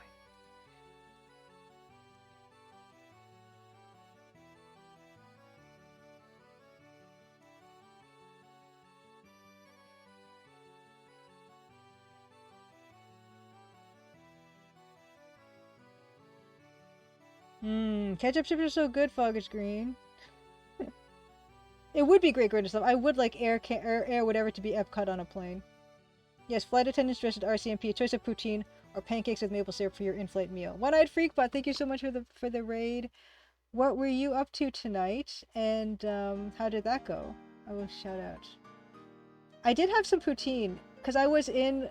I had some poutine at the beach club because I was kind of in Montreal, kind of Quebec, so I wanted to have poutine while I was in Quebec. Very much.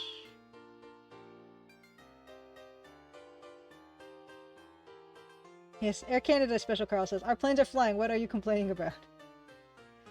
You might not be on it, but they're flying. They're in the air, isn't that a miracle?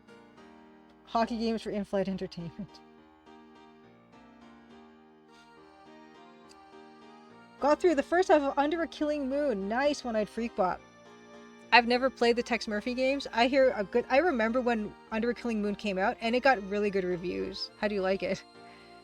I keep saying, I've only played Return to Zork, and I really like that one. But yeah, I kind of stayed away from the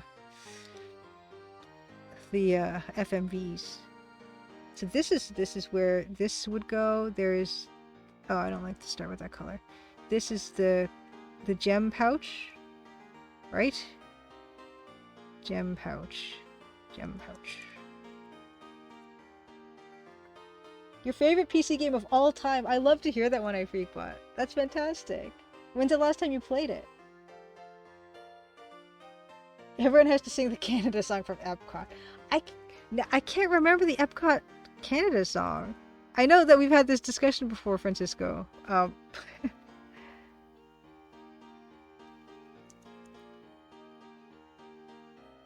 There definitely would be pancakes and maple syrup.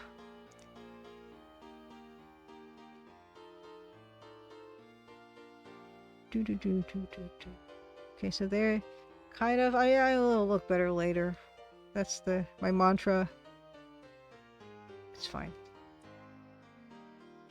Okay. Oh, One Night Freak Bucks. I still have the 4-disc CD-ROM version of the game. That's what I'm using to stream. I want to say it was a few years ago. That's awesome. I love when people use real hardware and software. That's wonderful. Yeah, extremely corny, the Canada song. Good stuff. I remember you shared it with me. And I think, did Special Karl just link it? Is that what that is? Yes, Special Karl has linked the Canada song. I believe that's the Canada song. That's wonderful. Yes, Canada Epcot song. Fantastic. Everyone enjoy. I won't be able to play it because I will probably get some kind of warning. I like cheese. Wonderful, wonderful, wonderful. And One Night Freak, but have you played the other Tex Murphy games? And how do you feel about those, if so?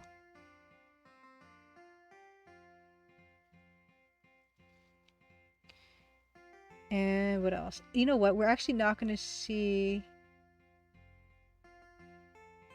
We're not going to see... I might actually move the gem. Because you're not going to see it here because... Oh, you know what? You will, because this guy's going to slide into view. He's going to do one of the Nancy. He's going to go... Oh, no. Wrong thing. He's going to go like this. Whoop. We're going to do that with him. So we will indeed have a nice view. I'm going to just have him slide. Is that cheesy? Speaking of cheese. Have him just go like that. But I should turn him off here and then just fill this in real quick. And actually, that means I have to draw more stuff back there. I guess the dragon.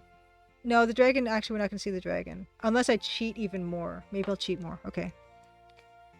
Maybe I will cheat more so the dragon can have a better spotlight.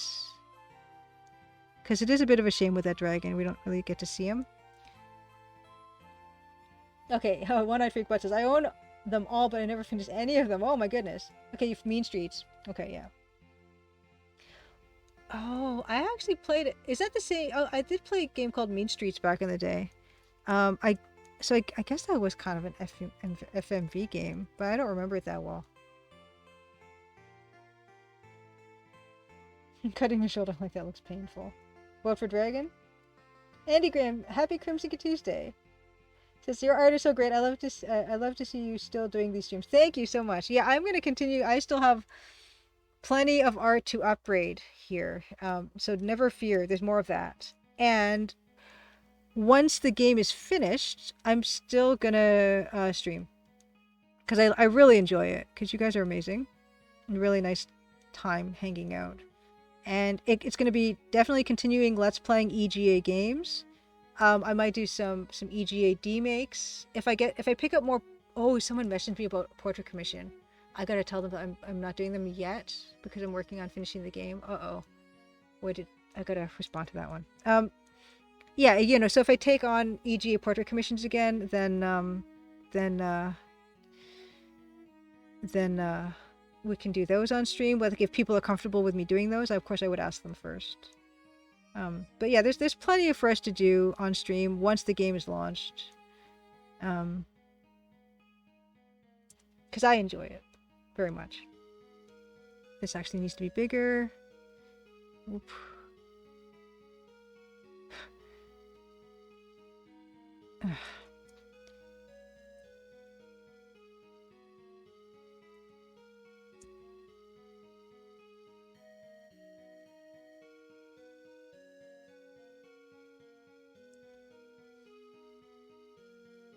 Oh, nice.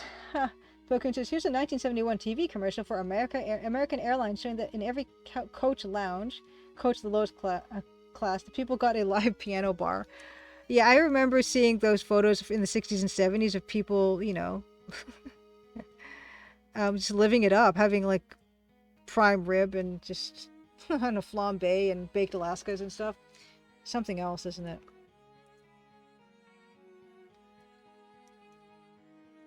And I did read an article about what happened. And I can't remember what it said, though. What happened?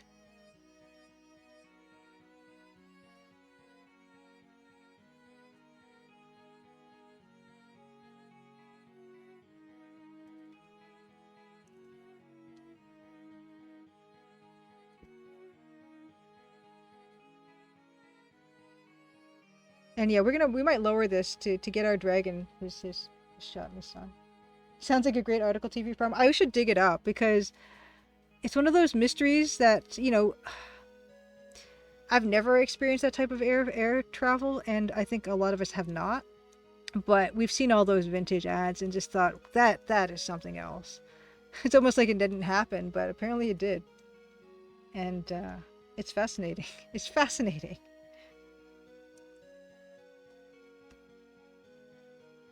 They didn't have adventure games and we do. That's true. Oh, okay, Bilkun said, and a short mini documentary. Nice. Why things changed since the 70s. Fantastic. Thank you, Bilkun. Nicholas Patton says, speaking of ads, have you ever seen cursed ads? I have not seen cursed ads. What is that? It sounds kind of scary.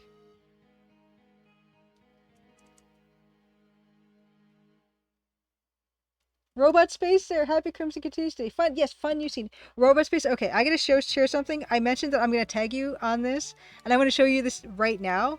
I think you'll really like this. Hold on, let me find it. Okay. Don't go anywhere. Okay, this. Check this out. I visited the Sweet Baby Incorporated offices in Montreal, and they have a working Garfield phone. Oh no, don't do that. Come back. Hold on. Where'd it go? Oh, why'd you change? No, why is it? It shouldn't do that. Stop. Okay, wait. Go back. Okay, there it is. Okay, stop. Oh my gosh, really? Okay, there. Garfield phone. Let's get a closer look at that. Look at it. Yeah, it's actually on a landline. They saw this phone and they wanted it, and it works. It works. It's the coolest office I've ever seen. Garfield phone.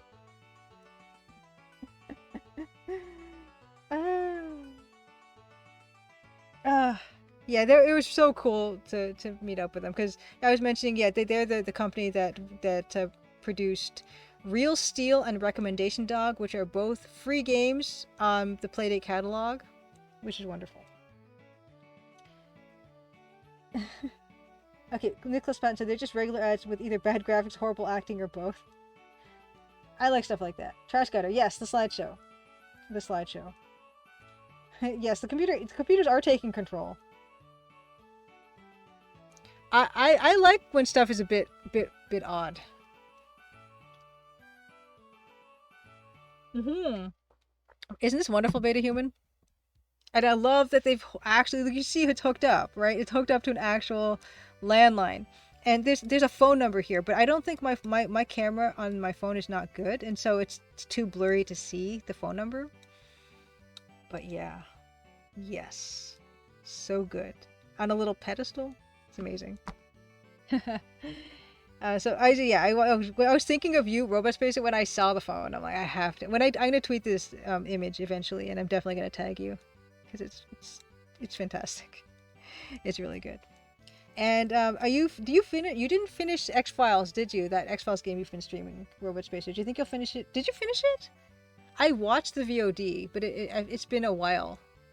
And I can't remember if you finished it or not. Should have hijacked the phone for science. You finished. Okay, you finished it. Okay, maybe did I watch the end of that? I think I did. I think I watched you finish that. I'm sorry. It's been a blur because I was showing on stream today my Montreal weekend that I had, courtesy of Dan and Jean Paul, and just getting to hang out with Dan and stuff. It was really cool, and it was kind of a blur. I worked my usual work schedule on the Friday, which means I went to bed at like 3, and I had to get up at 6 to go to the airport. So I got 3 hours of sleep Saturday wisely on Friday night, and then on the Trois Rivières show night, we stayed in Trois Rivières, and then we headed to Montreal with the band. And they had to be down in the lobby to take the van at 6 o'clock in the morning. And after the show and stuff, by the time everyone went to bed, it was like 3 again, 2 or 3. Then we had to wake up at 5. Had 3 hours of sleep for that night. That wasn't good. And then the next day was at beach club, which was like outdoors, and it wasn't too hot though, but still, it's kind of tiring. And I was just trying to grab naps wherever I could. But then I got like maybe 6 or 7 hours on Sunday night, so I was feeling pretty good to meet up with Sweet Baby and see the Garfield phone. But yeah, I don't know how Dan does that. And then they went on to Calgary after that, I think. That's why, you know, Dan is not around, because Dan is working a lot. But it's hectic. But fun. It was really fun, and everyone was really, really nice. Dan's been in that Sean Paul band for like 12 years now, and it's just really, it's like they're like family. They were actually talking about it on tour this past when I was there. They're like, yeah, I can't believe I've known you for like a quarter of my life. They were saying to each other, and it was really sweet. Okay, Robot Sister, that's right. You're on a 2-week stream break. Do you have any idea what you'll be playing when you come back? Oh, nice. Eden Way says, I got my playdate right here. Actually making some progress on my first playdate game as well. It's a finishing part that will be tricky. Good luck, Eating With. I will play it for sure. I'm super excited about that. So yeah, sleep mode, yeah, of a young child's parent. Yeah.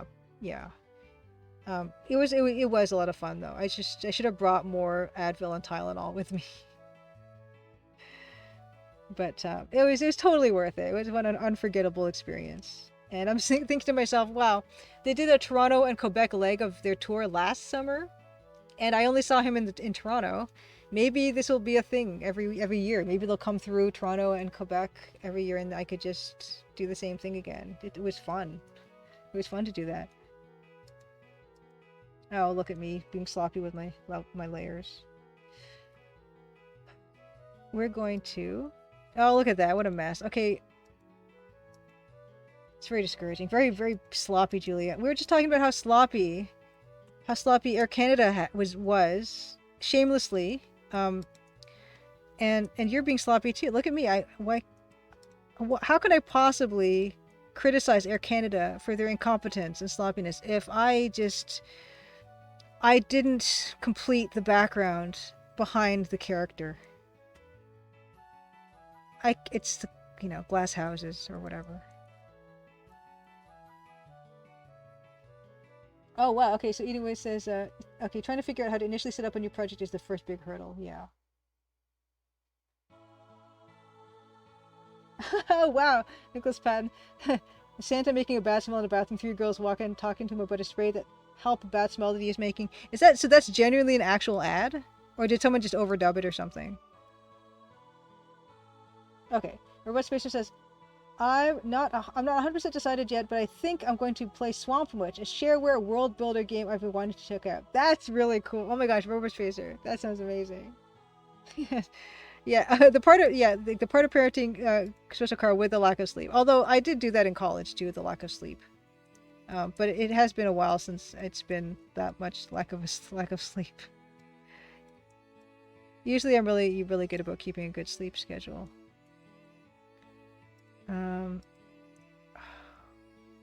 Look how bad this is. What? 10:15. I actually didn't think about when I'm going to transition into Loom. I'm feeling not that bad right now. So maybe we'll just...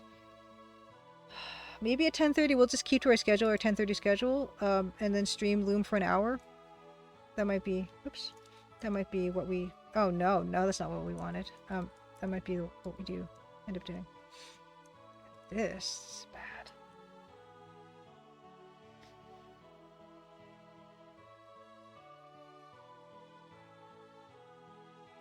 Oh, thank you, Robot Spacer. Yeah, this one actually, I'll show you the I did an animated GIF of it, although I gotta just turn off the Nancy. I could show you that. Although this isn't like accurate to like to each stream's progress or anything, but gives you a decent idea. Yes, the special Karl. Yeah, my sloppiness is only, well, it's involving you guys too. But yeah, I mean, it's obviously not nearly the same magnitude, and I feel more shame about my own sloppiness than Air Canada. I mean, Air Canada, it's not a person, I guess, so it's impossible for them to feel shame. But apparently there's that whole thing about corporations being treated like people. But anyway.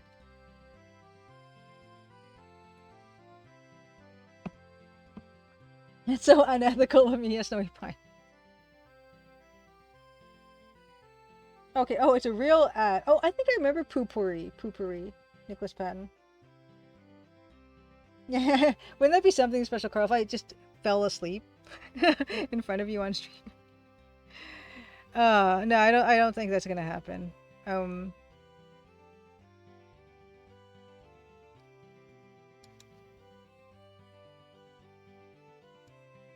But yeah, that's the animation here. And then I popped Nancy up on the... Oh, what happened? Why didn't she move with the rest of it? Anyway, I popped her on that stool because that's where she is in the intro.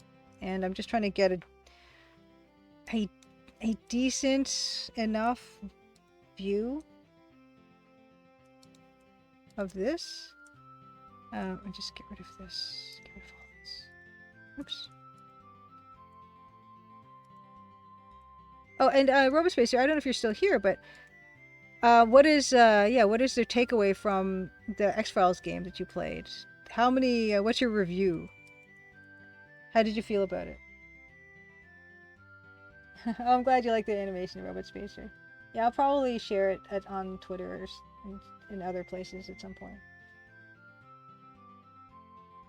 Beta Human CGM. Speaking of adventure game tools, what was that one that was really simple and recently was promoting itself with a bunch of contests? I don't know. Was it Visionaire? Maybe? Maybe? Oh my gosh. See the emote. Oh, well, this emote. Okay, from a famous stream where a streamer passed out on stream after trying to play Resident Evil for 72 hours, hence a resident sleeper. Oh my gosh. Okay.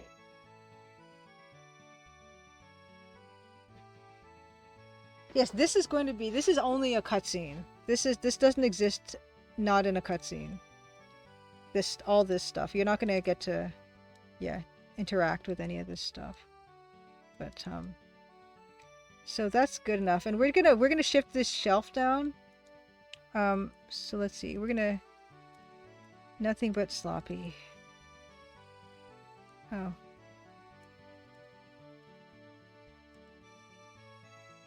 What's happening here? Oh, whatever. Oh my gosh, the sloppiness of Air Canada is rubbing off on me. Now I'm just... The rest of the game is gonna suck.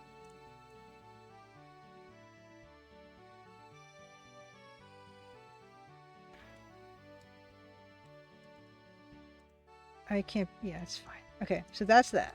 That's good enough. Straight pixels. Okay. What? Oh my gosh, what? Okay, wait, I can do this. There's no, there's none of that, there's none of that. There's none of that. There's none of this. Now I can do contiguous, then do this, this, and this. There. Okay, that's all I need. So that's the front part. We're going to call this frontal desk.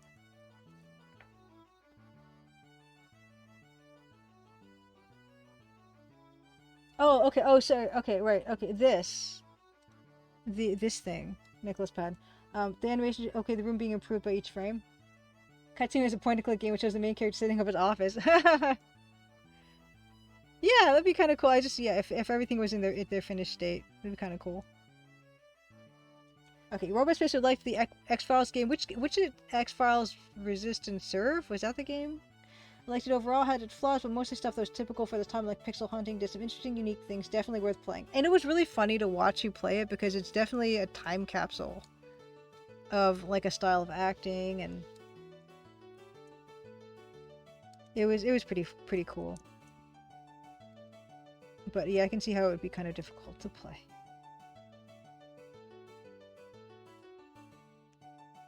It's just called X-Files the game, and you did unbox a fresh copy of that game, which is wonderful. The X-Files game. It didn't even have like a colon that said X-Files :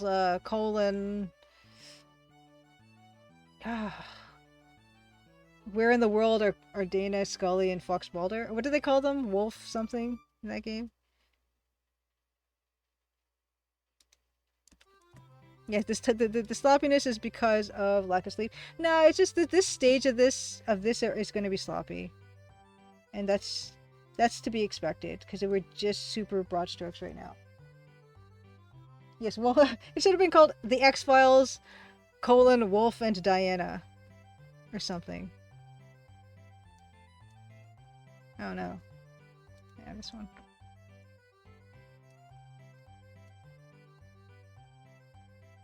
But yeah, I that's something else they don't do nowadays.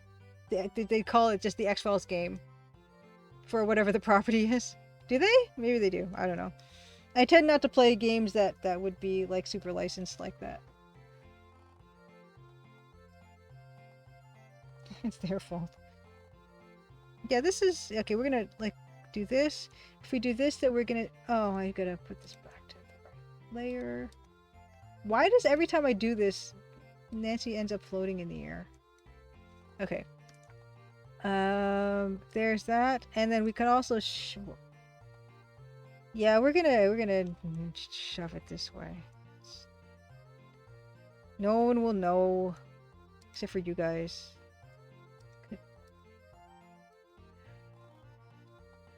Actually, okay. Shift. This.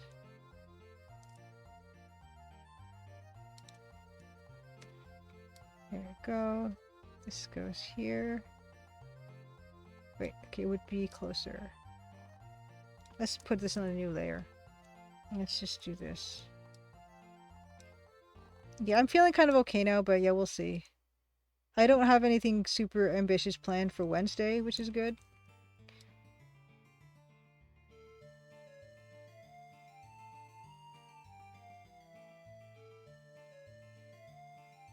Yes, blame Air Canada. Robot Spacer, no, this is the bag of jewels from the Colonel's Bequest. When you look at it in your inventory, that's what it looks like.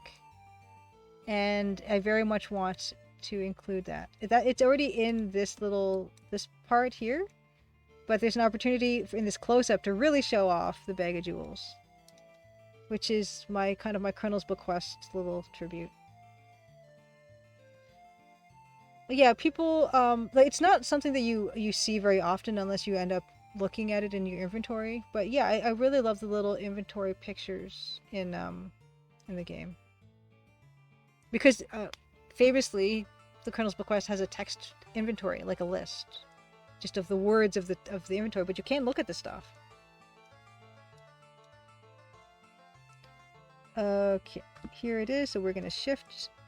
We want as much dragon as possible, which is without making people get really suspicious about why there's so much dragon.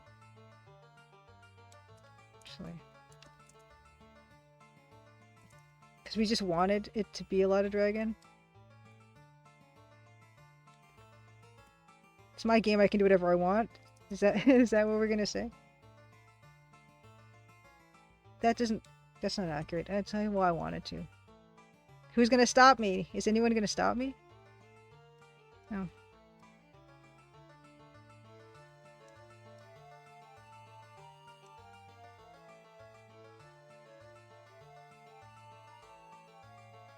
Sleeping would be a nice plan for Wednesday. Yeah, I'm gonna get my good amount of sleep.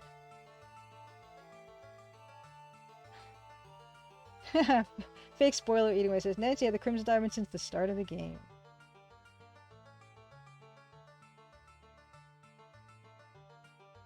Dave Voice says, I was so confused today ending stream. I was like, surely either Spacer or Maple will be on at 8 and I can get a drink. Ah.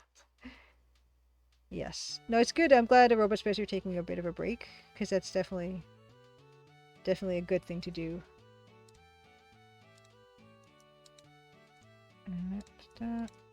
Okay, we're gonna stick her in front again. That's and then yeah, but we're not getting this. Oh, we are. Okay, we are.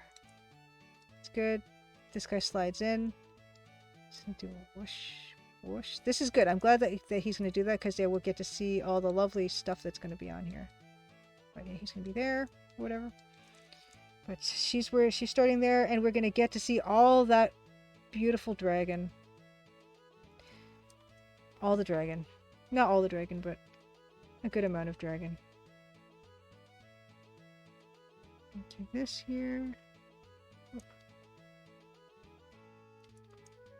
Very nice. Very nice. Ooh, Maximus says, speaking of streams, I'm seeing Colonel's bequest on my phone this day. Excellent. Yeah. Good. I'm definitely like that. You know how much I like to try to raid people who are playing the Colonel's bequest, because they're ripe for Crimson Diamond. They've been waiting 30 years for it or whatever. I don't know.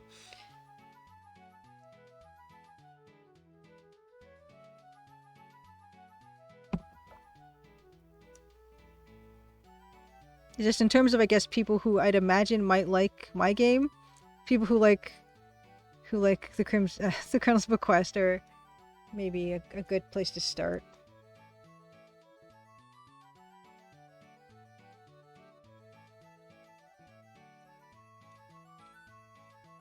I like this already better. It just feels better. It's less accurate, but if it feels better, good. Okay, at least one person playing the Colonel's Bequest. Oh, nice. Yeah, let's draw a happy little dragon. Where do we get to put this happy little idol from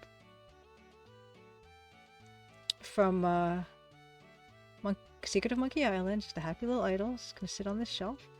And the angle is gonna be different, so I'm gonna let him just leak over here. And I would really love to do, speaking of EGA remakes, we were talking about this last stream. I would love to do a Monkey Island 2 LeChuck's Revenge EGA screen. Because of what you guys told me the other day about how a lot of the sprites from Secret of Monkey Island are the same as in LeChuck's Revenge, which is great. The style is not that different. It's just the palette that's changed in that game. That'd be a wonderful, wonderful challenge. Yes, happy little pixel. See, a dragon foot. There's going to be a dragon foot. We're going to do that. That's going to be, this is going to be a purple dragon foot, and then the belly, right? Ooh. This guy. Look at it. Oh, look at his little face.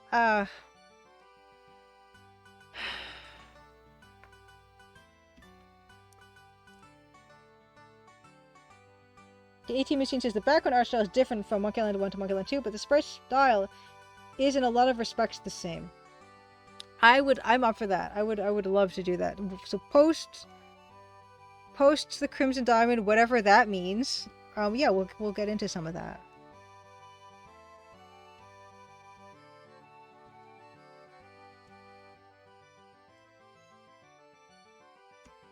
Another good reason that I got, to meet up with the Sweet Baby Folks in Montreal, because I said to them, I would just love to keep working with you guys.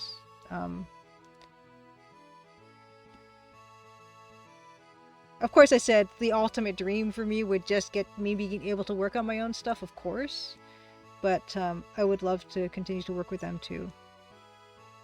And maybe, realistically, it could be a blend of those things where I could be doing some contract work and part-time stuff and also working on my own stuff. To me, that would probably be the most realistic outcome. Or finding a full-time position at an indie studio. Robot Fisher asks, what is on the shelf below the idol? Oh, that. Oh, I'm glad you asked. Let's show that. That is from Speak of the Devil, not of Karl, but Speak of Monkey Island. That is from. No, not that one. Darn it. No, not that one. Not that. It is. Let me grab it.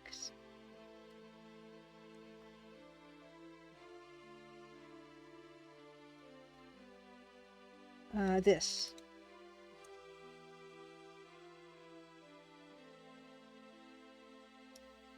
It's modeled after the voodoo lady in Secret of Monkey Island, the little woven baskets.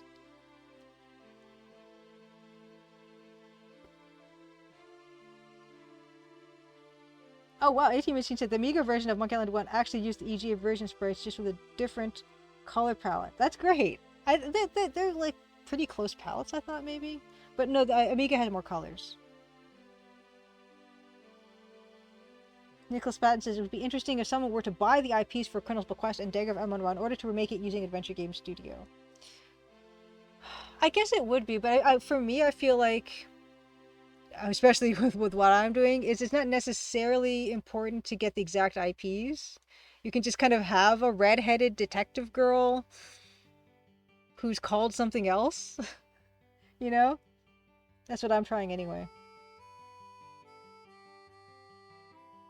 Belkin says there's a KQ4 short video 2 years ago that used a VGA filter, which I assume is Scumfy. Oh, okay, I'm gonna open that. I'm gonna open that up in one of my tabs on the iPad.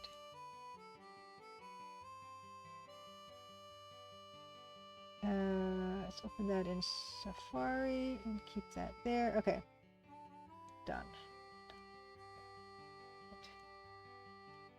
Okay. Yes, and either way, you make a good point. There are some companies trying to make a new Laura Bow game, but I have no idea if they have permission from Activision to do so. Yes, I have seen that project, and yeah, it's like a 3D game, which I like my pixel art, and so I'm not super excited about it. I hope it does well, of course, because anytime there's a mystery adventure game, I'd like to see that do well.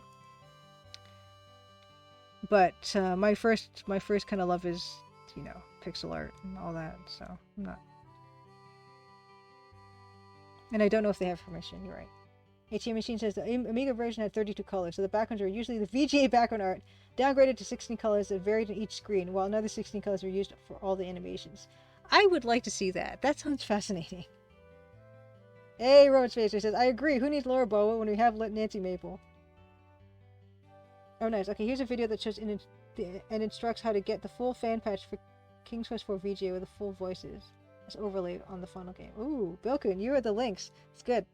I like it. I like finding out all this stuff. Okay, do that. Do that. Okay, great. Oh, there's my chat. Okay. And Nicholas Patton, Darkside Detective. You love Darkside Detective the most. I think the first one, and I need to play it. I started playing last weekend. Well, not last weekend. Last weekend. Signal and Echo Iris is Missing, and that one is really cool. But yeah, I gotta just get in a better habit of playing stuff, because there's just so much out there, and I'm just falling so far behind. And I never was not behind, but I only get further and further behind. I want to I gotta set goals. I gotta once I get myself back into the rhythm of working on stuff, I need to find time to finish that demo. And then there's like the adventure games. I want to play Warp Cinema. I want to play Dave Lloyd's Telwinium.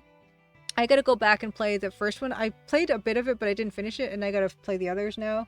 And I want to play George Broussard's adventure jam game as well. All that stuff. There's so much goodness out there. People keep making stuff. Darn it. Why can people stop making stuff as I make stuff myself? Yeah, this dragon, it's just a placeholder. Oh my gosh, what am I doing?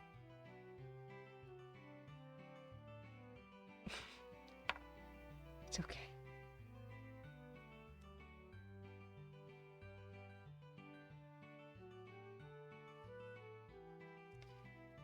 Teethies, Teefers. I want more of it in there, but I don't know how much more I can cheat on this. Let's move this down just a wee bit more. We can do it. 10:30. Okay, you're right. Okay. Amiga version of Monkey Island 1 looked a lot better than the Monkey Island 2 because the computer-drawn backgrounds degraded a lot better than the Monkey Island 2 backgrounds, which were scanned marker art. Interesting. Yeah, Signal and Echo. Yeah, RoboSpacer. I'm loving the demo so far for Signal and Echo. I'm gonna just cheat this horribly. I want to see the dragon's face. I want to see the dragon's face.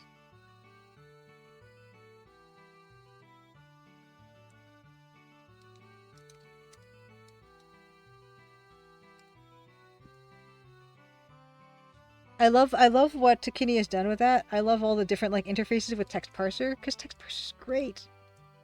It it does feel like investigative. It feels super investigative. Like I'm doing reporter work.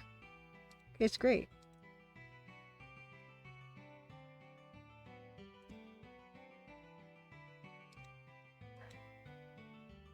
And I did not watch Robot Spacer, your playthrough of the the Kinney Games demo, and I did not watch your playthrough of Warp Cinema because I do want to enjoy those on my own. Yes, it's 10:30. I'm gonna go maybe a little bit longer because I just want to get like the absolute basics down of what this is gonna look like. Third Wish is excellent. Yeah. Actually, I really like the fact that they're like short too. That's another thing that's kind of encouraging me to play those Adventure Jam games is because I know that they're gonna be bite size. It's kind of all I really want right now is just a little taste of stuff. But there's still plenty of stuff. I mean, like everyone else, I've got a queue or whatever. So much goodness. Adventure game goodness.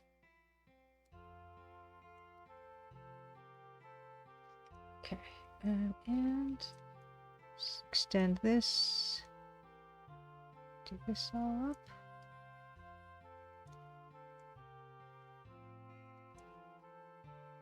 Yeah, I just want more of these because I want more of the cool Ark box, Ark of the Covenant box. More of this. Yeah, it's fine. I don't know.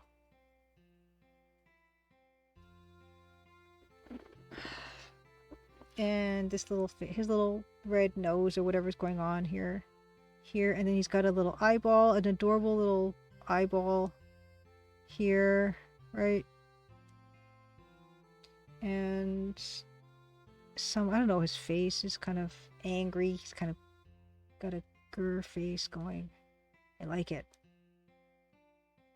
And then he's got a mane, dark red. And it kind of curves too. I don't know what color the rest of his face is, probably magenta. I'll have to go back and look at the Rise of the Dragon artwork. But he's got kind of like a beardy face here. And then he's got his beautiful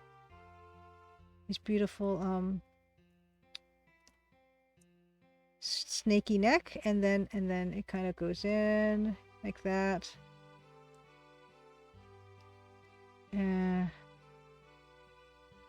Something something.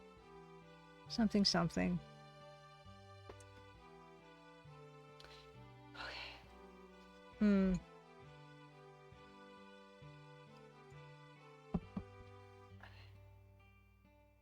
Feels very cheated. Lower the whole shelf down.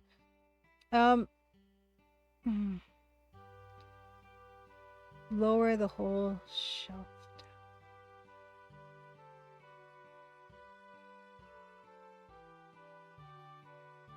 Oh, I did this on the wrong layer. I had this on the wrong layer. Hold on.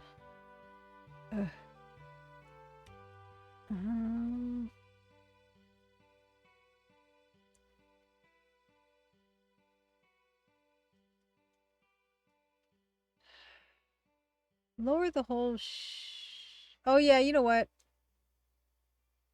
Yeah, it's maybe going a bit overboard. Unfortunately. Have I gone too far? What if I make that background smaller?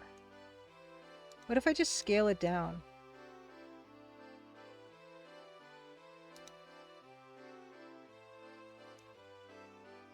I could just scale it down. Let me try that.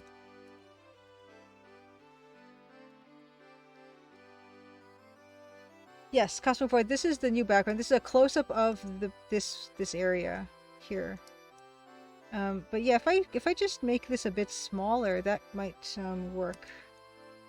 And then that would mean that the shelf would be higher. And then I could also still have that much of the guy, right?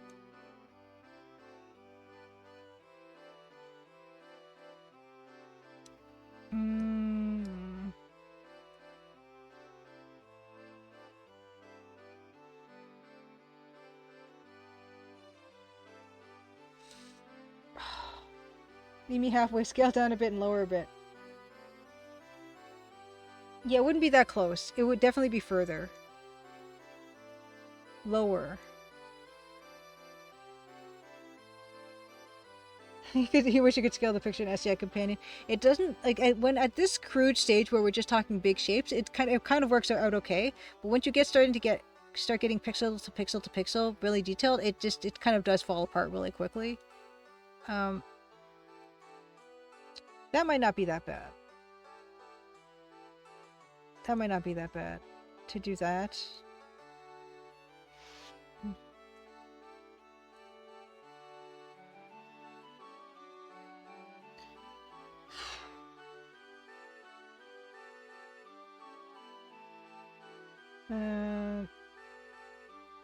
Maybe I can lower Nancy a bit.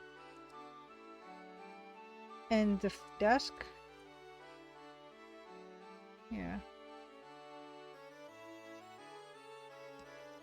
Move this up a little bit again.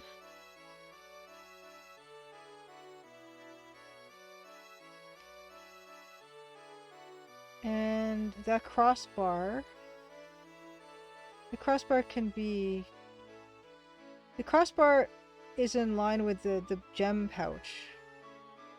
So I can kind of put it there, maybe.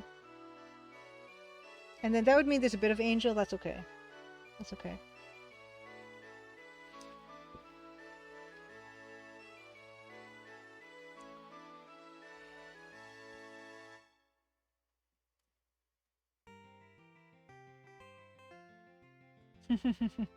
Oh, sure, yeah. Therefore, everything is perfect except for the scale. It's like agony. It's agony when that happens. Oh, this doesn't... This ends kind of there. Maybe, no, I'll make it end there. Like that. And then there will be... Then there will be... This kind of works, right? Like, it kind of lines up kind of with her head here.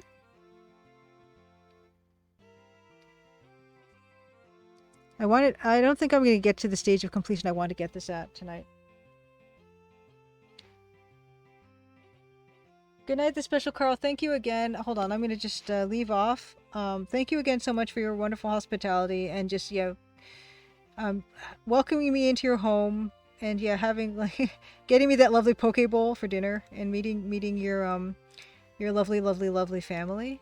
It was just amazing. Thank you so much. I'm going to show also, hold on. The Garfield phone is a bit big. Where is it? This slideshow. Yeah, I gotta start from the top. Okay, yeah, here it goes. Okay, so you don't have to stay for this, Karl. I'm just gonna show this, and also drop your links in the chat. Karl Dupéré-Richer is working on the art for Betrayed Alliance, and he is an artist and a wonderful sculptor. And he also has his own game that he's developed. It's called The Amazing Fix, and that is available. You can buy it now and play it on Steam. And that is here. Yes, have a wonderful night, Karl. Bonne nuit, bonne nuit. There it is. And yeah, I'm just going to show some of the wonderful work Karl has up in his house. These sculptures. Oh, you're going to do this to me again? Okay, here. With found objects. With found, which is really cool trying to pick out what the objects are. Sometimes you can tell, and that's pretty fun. I love the lights. The lights really make them alive. Yeah, and I didn't share pictures of these, but he's got these sculptures made of like these Matchbox cars. They're great. And there he is. There's Karl with his jug mask that actually does fit on his head, which is wonderful. His wonderful Quest for Glory characters playing cards t-shirt. And there he is. Karl Dupéré-Richer, thank you so much. And good luck with all your stuff you work on. And yeah, that's it. And there's Dan.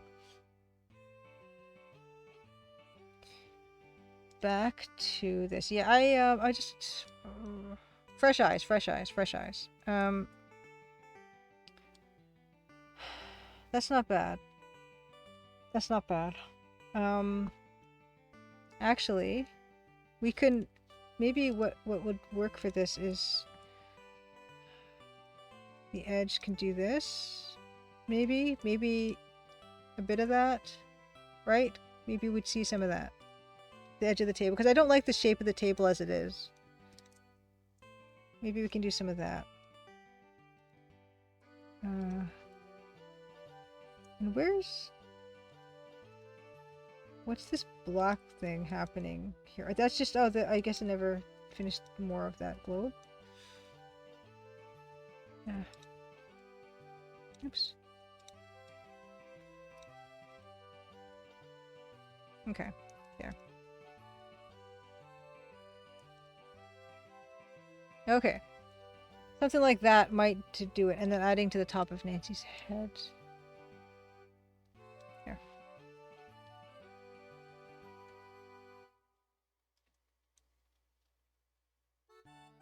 Actually, just making her hair that big so it's you don't see that other part. Then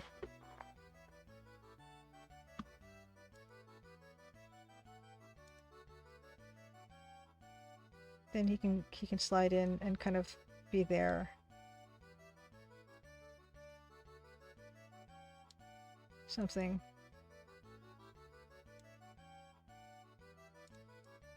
Okay.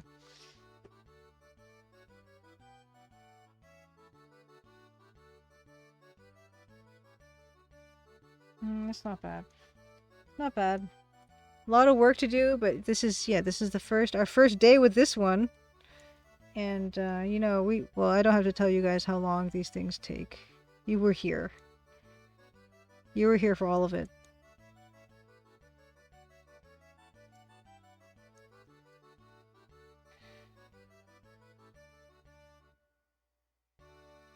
But I guess I should roughen the angel too. Ooh, it's getting a bit messy.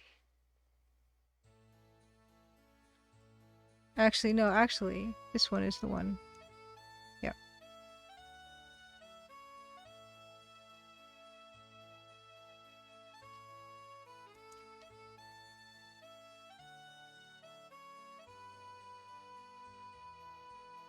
Mm-hmm.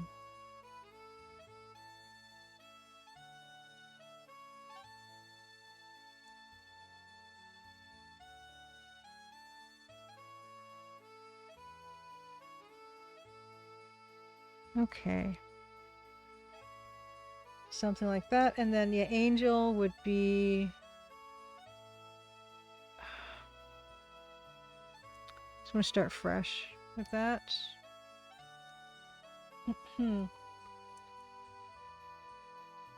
Okay, I'll let myself play with this for another 10 minutes, which actually is in line with my starting half an hour late. I'm going on this half an hour. I don't know if I'll play Loom for a full hour though. Yeah, I'm feeling a little tired.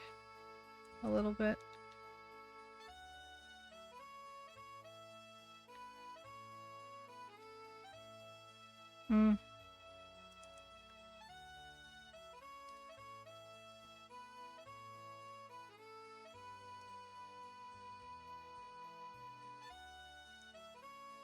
But Loom is pretty energizing.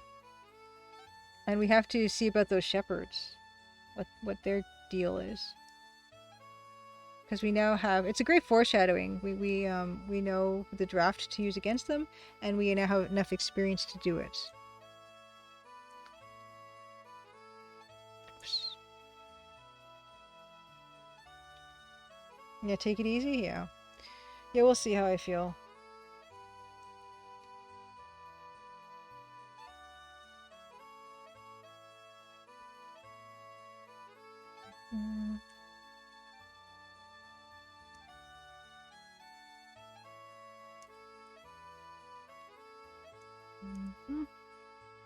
And this thing, which has like a crack, I put a bit of a crack in it or whatever. And then the angel, I'll do another layer for angel. Yeah.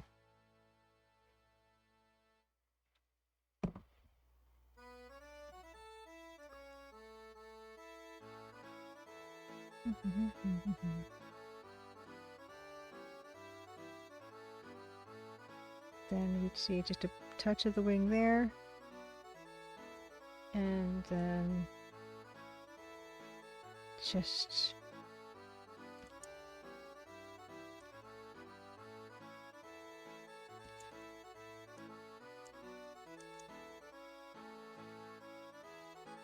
okay.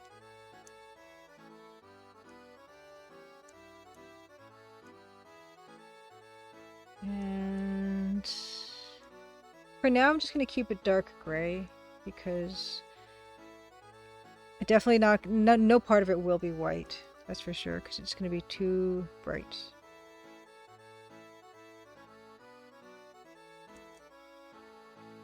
I'm trying to figure out what the angle would be like on it, and I don't think I'm going to get it. That's fine for my current purposes. Guess.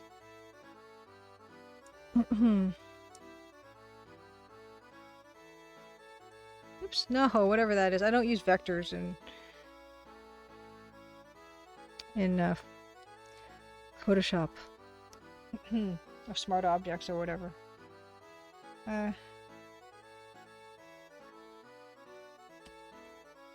That's that, and then she sits there.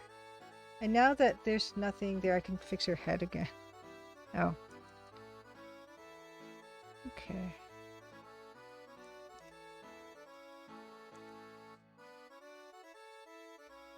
Maybe move her forward a little bit. There. Okay. And the paper actually... Oh my goodness, my yawning. Oh my goodness. Let's actually just redo the paper completely and just have it on a separate layer so I can shift it around. Yeah, tomorrow I'm going to be back on my regular sleep schedule, which will be really nice. Really super nice.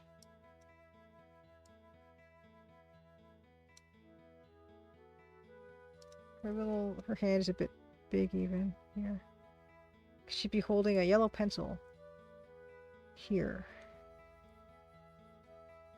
A little pink eraser top. Oh, little pink eraser top.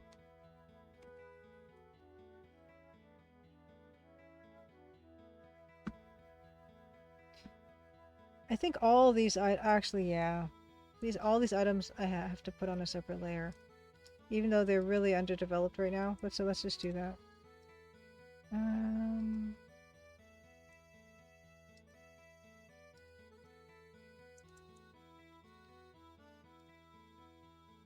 Jam sack.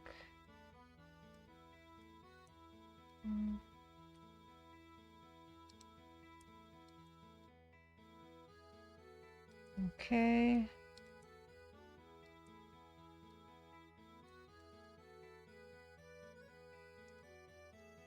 Oops. Oh my gosh, what? No, that's not what I want. Why isn't Alt working? Alt. B. Alt. Okay, I was on the wrong tool. Never mind. Okay. Gem sack, and then paper. Okay. Paper goes under gem sack. Paper. This is I'm pleased enough with this start. Alright, let's see. Paper. She would be writing. I might fix it even there too, because it looks a little weird, but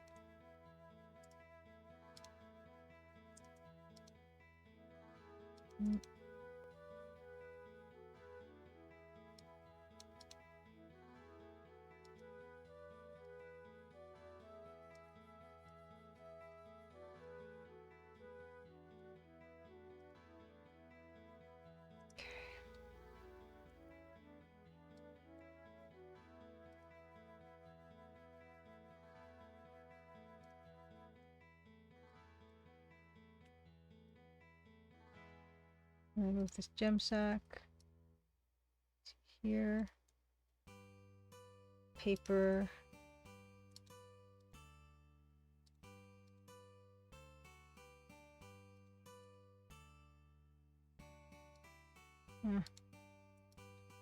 Oh no! I don't know what I'm doing with that, but that's fine. Good start. Does the professor move in immediately, or will the stream freeze for a while? He will cover the dragon, so might not need that much work.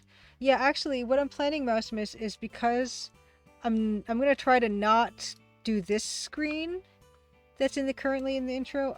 There will be a time where he's not on the screen here, where you're gonna see the newspaper. Just for our purposes, we'll just make it white.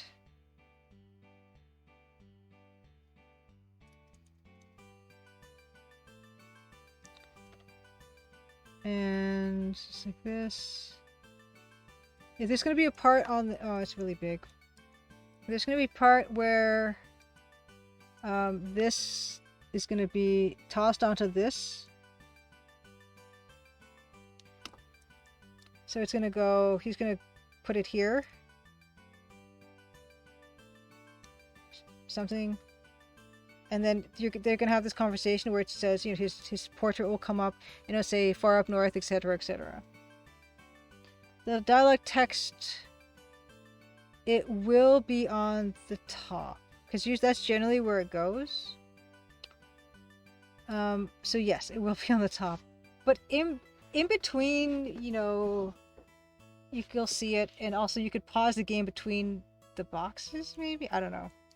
Yeah, it'll be possibly seen a little bit. There's a potential. It goes, boom, and she will look at him, and then he'll be off screen talking, and then he will slide in and say, oh no, he'll slide on and go, this is a good opportunity for da-da-da-da, or something, or whatever he says. I don't know what he says. He's like, to stop here? Should we stop him after the dragon? We could stop him anywhere. We could stop him here.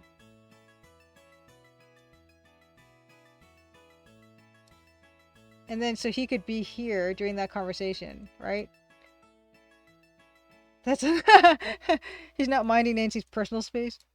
We can put him here or something, and then you can kind of see some of it. Or is this just a good amount of space? A good social distance for him to be?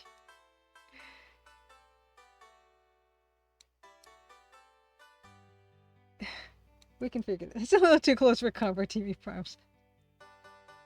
He's a close talker. He's a close talker.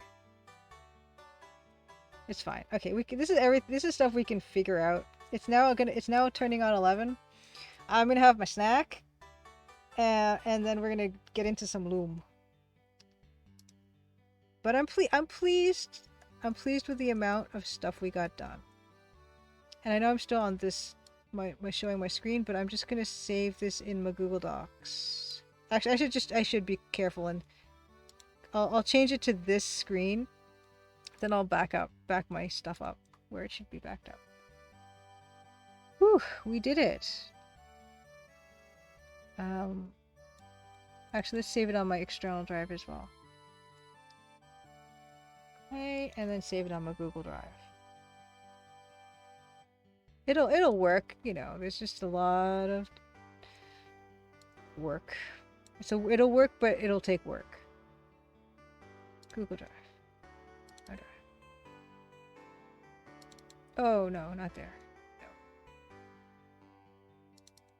Oh yeah, opening the wrong folder reminded me that there is an expansion, not expansion. No, I don't want to save it as a WebP. What is this? There is I don't know, what is it called? More content is being added to Space Warlord Organ Trading Simulator. There is some tie-ins with the other fun games. I can't remember what's been announced, so I don't know what I should say about it. But yeah, there's stream hygiene, very important. Devor, have a wonderful evening. Yeah, get the demonic WebP out of here. Why would they do such a thing? I don't know if it's DLC, Nicholas Patton. I think it might just, I don't know if it's just with the game, and if you have the game, you get the new content. I get the feeling that's what it's gonna be. I can't remember. I think it's available. Oops. Okay. This is the part of the night where I'll put this on show and tell. Let's see. What I'm going to do is I'm going to put it on one of the videos, but I'm going to mute the video because, you know, like I think it's going to get really repetitive. Otherwise, which one? The bugs? Where they're swatting at the bugs? That's pretty good. Okay, we're going to do the one where they're swatting at the bugs. So what? Ooh, turn off this slideshow. Turn on the one where they're swatting at the bugs. And... play it. What's happening? I play this... Oh, I gotta turn this on. This one. Okay, there. We're gonna just enjoy Dan swatting bugs. Dan and the guitarist, Fletcher, and the girls just completely just like working through this like pros.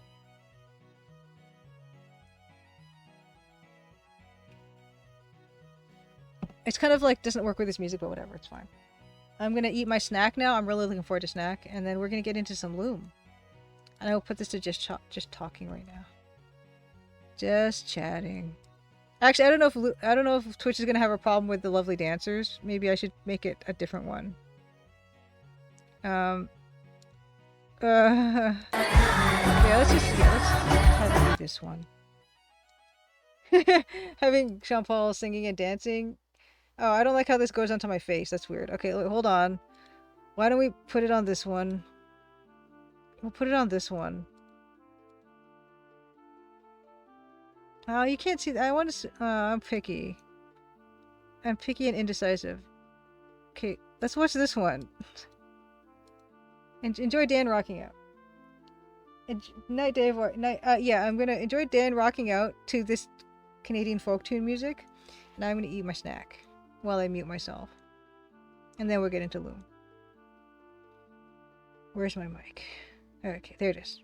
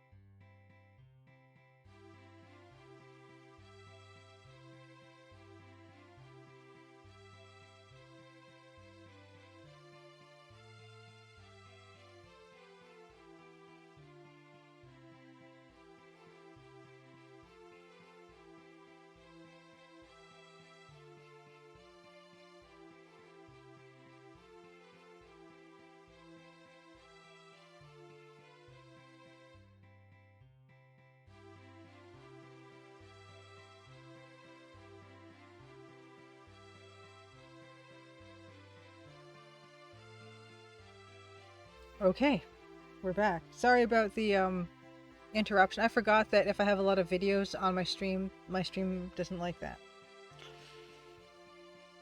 Fractal Zero, happy Crimson Tuesday. You're just in time. We're about to start Loom.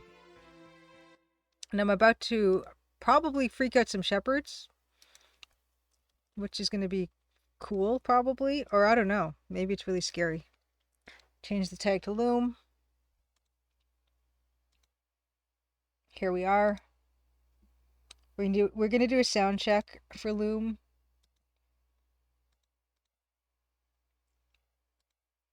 So we're not gonna scare the shepherds yet.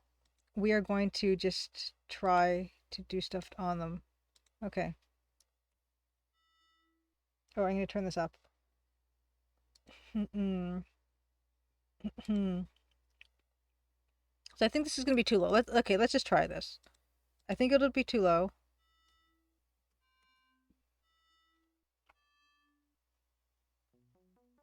Too low, right? Okay, can't hear it all. Okay.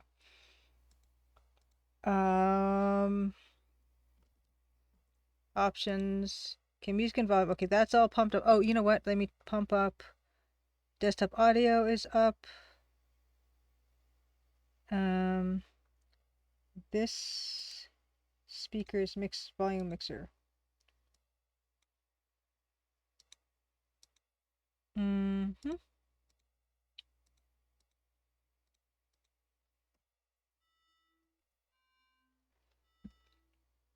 yes, no spoilers. Remember, yes, no, please, no spoilers. Anything there? Did that do anything? I don't know why the sound is low. Extremely quiet. Okay. Why is I don't. Okay. Okay, those are totally up to the limit. So that's not the problem. What is my setting in OBS that's making it be like this? Hold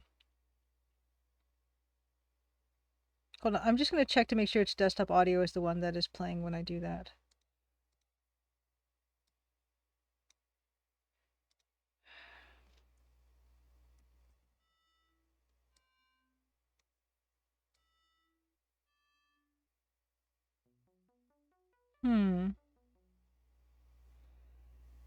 Yeah, no change. Robot Spacer, have a wonderful, wonderful rest of your night. Yes, yes, I totally respect you wanting to avoid Loom spoilers, considering yes, I avoided your Warp Cinema and your Signal and Echo streams because I didn't want spoilers. Have a wonderful break, and I'm looking forward to you coming back and playing possibly Swamp Witch. While I figure out these very, very, very mundane sound issues that I seem to be having right now. That's kind of, oh, you know what, also? Loom also, oh no. I need to move this up. I don't know why it was like that. Great. The sound, the sound, the sound.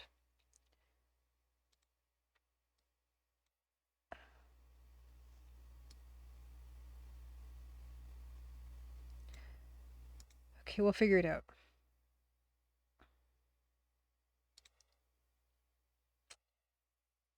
It's not just in this. Okay, OBS browser page, no. OBS in general? Loud?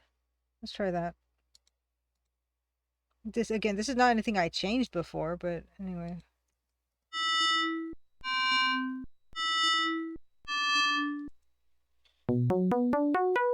Nicholas Patches, I'm curious, if I got this on Steam, can I still play the game on Scum VM?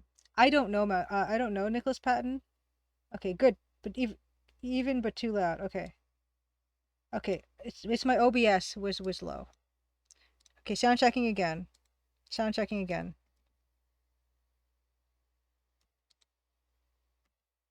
Hold on. Yeah, I'm pointing to shepherds. Real Canadian Rage, fantastic. Thank you so much for the raid. Happy Crimson Tuesday to you and your raiders. The John of War, happy Crimson Tuesday. Oh, game 2 zoomed in. Sorry. Okay, there we go. Okay. Can't see the screen. Gotcha. Thank you, thank you, thank you, Nick Plisk, and happy Crimson Tuesday. Let's do a shout out for Real Canadian Rage. What were you up to tonight, Real Canadian Rage? Shout out at the. Great. Okay. Okay, Edenway said this is either this game or another Lucas game that I downloaded either from Steam or GOG. It didn't play through the normal interface. I was able to find the files and load them up in either ScumVM or DOSBox. Fascinating. Okay, that's good to know. Okay, better Bilkin. Okay, Real Canadian Rage. I'm doing well this evening. I had a bit of a late start because I was coming from playing soccer. But we're doing well. And I'm just gonna try to I don't want to miss any of the beautiful pixel art, so I just want to make sure. Okay, nothing's getting clipped. Great. Yeah, so it's been good, and I've been kind of trying to readjust to my normal routine again. I had a bit of a trip on it over the weekend in Montreal, and I didn't get a lot of sleep, but things are better now. And I think load. Okay. This is the draft DFFD. We have to do that to the shepherds. We saw that because we looked into a fortune-telling orb that told the I think 8 hours in the future or something. Yes, Loom, Real Canadian Range. Have you played Loom? I can't remember if I've asked you that or not. Dom Retro, happy Crimson Tuesday. Resident Evil 7 and then Mega Man. Right? I've never played any Resident Evil games. But Mega Man. Yeah, it was really good, Real Canadian Rage. The musician on my game, speaking of music, yeah, is in Sean Paul's band, and he's done that for 12 years. And I went to Montreal to see Sean Paul play in a couple event, a couple venues, which is really cool because then I got to like be backstage and watch the show from there, which is really nice. Like just being so close to all the people performing. Okay, so let's DFDD these guys. That sounds like I was trying to think of what that would stand for. DFDD, DFFD. What was it again? Load. DFFD. DFFD. We got to DFFDD these guys. We have to DFFD these guys. Let's do this. And I had notes. Where are my notes? There they are. Here we go. What is this? Ooh. Aye. Ah. What fun. Nice.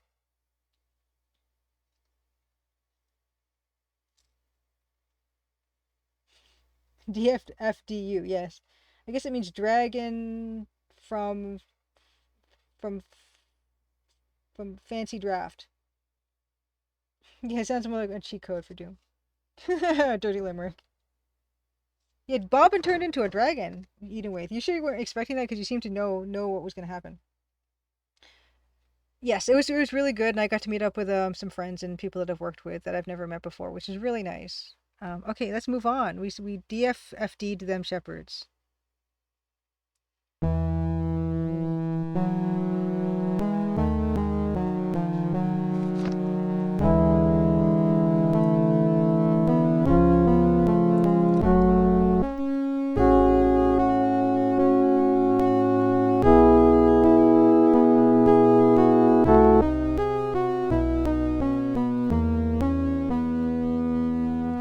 Yeah, it's beautiful. Look at that sky too. I want to wait till this whole music plays. You think Frisk in the trees? Yeah, they kind of autumnal, kind of dithering kind of ness.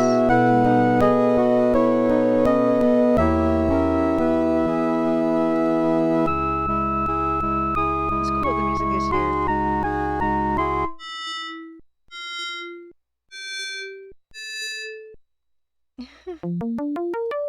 What? EFGA. What's the big idea? So EFGA makes jumping sheep? Jump sheep. Yeah, I wasn't sure if... Oh. Ah. And then that makes them unjump or whatever. Rejump, jump back. A, G, F, E. How... Jump back. Sheep jumping over a fence. That seems extremely specific. What if I do AGFE now? Oh, I can't do that one. Oh, never mind. What if I turn into a dragon at these guys?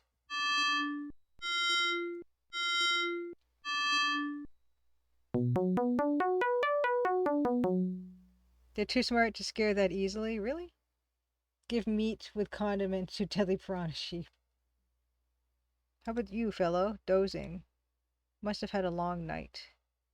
Ooh, can I dye him green?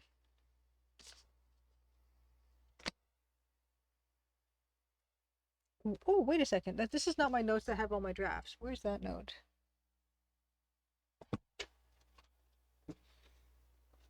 One moment. Oh my goodness. Oh no. Books falling everywhere. Oh no, that's just plain paper. Where is... Oh, here it is. Okay. Okay, so we have... Okay, DFFD is dragon time. And EFGA is jump sheep. And AGFE is the opposite. Right, okay, great. Shepherds were smarter than the sheep. The sheep were smarter than the shepherds. Okay, every good wizard knows the sheep jumping over the fence spell. Very, very handy. Never be friends with a bad sheep. Rule number 1, Nicholas Patton, they are a bad crowd. I want to dye them green.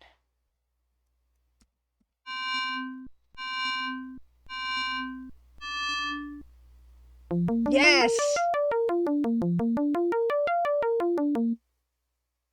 No, nothing, Bobbin. You're not going to say anything about that? That's great. I did not expect that to work.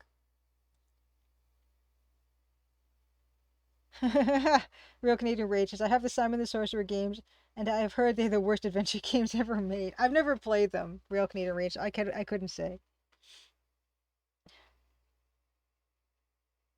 Yes, an ATM machine. Yeah, even Earl's art, Sleeping Beauty backgrounds. Yeah, maybe potential. I haven't seen it in a while, but yeah, maybe. You knew that would excite me, Real Lady Alfie. I'm excited. I am totally excited. Yeah, I do want to look at them again. I would have done that anyway, Beta Human, but I am trying to like muddle through this somewhat on my own. Hey, look at my sheep. Look at them. What did you do to them? They look ridiculous. No, they look great. How am I supposed to watch sheep I can barely see? Come on, you guys, move it.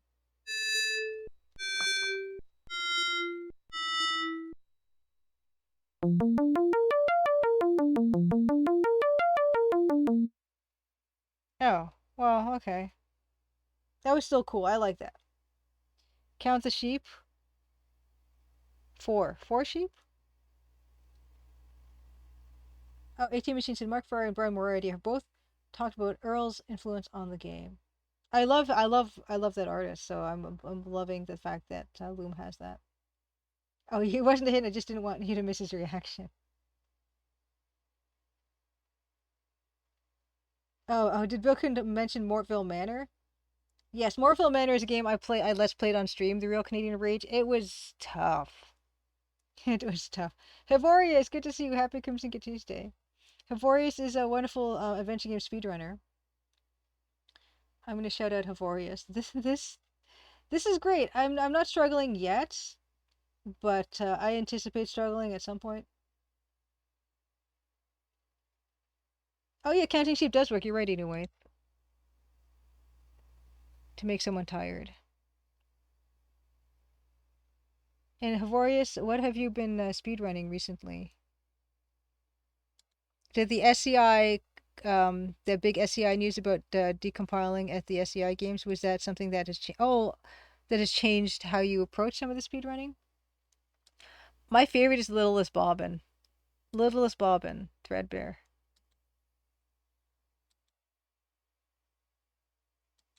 I love the different sizes of these little guys. Ooh. So pretty. So pretty.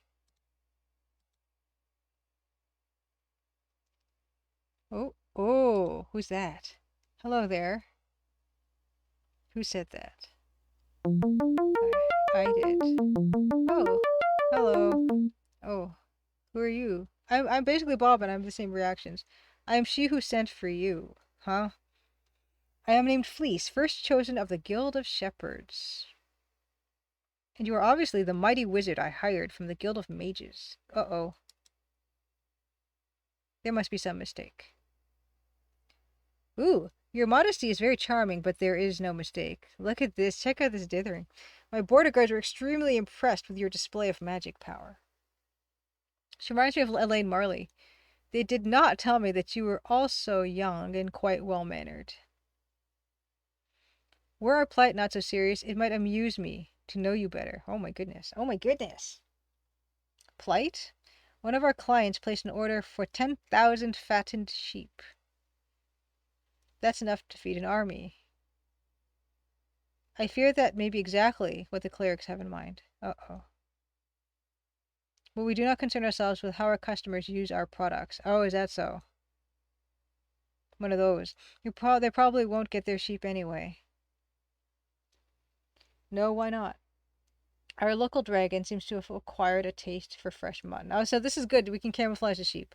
As sheep are bred for extra whiteness, it can see them from miles away. Only a mage can save us from this winged pestilence. Thank you for answering my summons so quickly. I can't click on the lady. Let's see this little guy. Oh, mostly back to on the Monkey Island 2 grind, but the Woofs and I have a race on Saturday of a fan-made game called Stargate Adventure. Oh, that sounds like fun. Oh, I haven't unlocked the A yet. I have not. Maybe soon enough. Can Macklin do the close-ups ATM machine? And Steve Purcell, of course, did some of the close-ups too. Flattened sheep. My teammates, Bob and Thor. Let's see, excuse me, little lamb. Ah, you've noticed my little patient.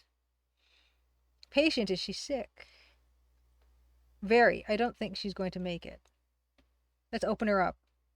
Her mother was carried off by the dragon the day after she gave birth. My songs of healing don't seem to be doing enough good. Songs? We shepherds are known for them, at least I thought we were. My grandsire taught me the magic notes. He said we got them from some other guild in exchange for the secret of stealth. I like how each of the guilds has like top. Ooh, AGGA. AGGA is stealth or healing? I don't know. She didn't really specify. Stealth? Healing? I've never read Earthsea, Bill Coon, but I have read Left Hand of Darkness by Ursula Le Guin, and I liked it quite a bit, so maybe I should look into Earthsea. She did Earthsea. Okay, and let's look at the fire. Can we look at the fire? No. Can we open the sheep? I know that's horrible. I'm sorry. No. Can we twist it?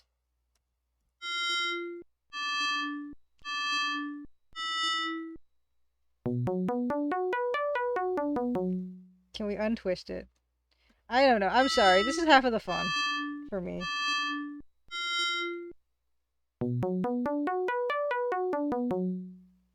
Oh, we have the camouflage spell. I guess it could be that if we don't want to just... that would make the sheep even harder to shepherd. Oh,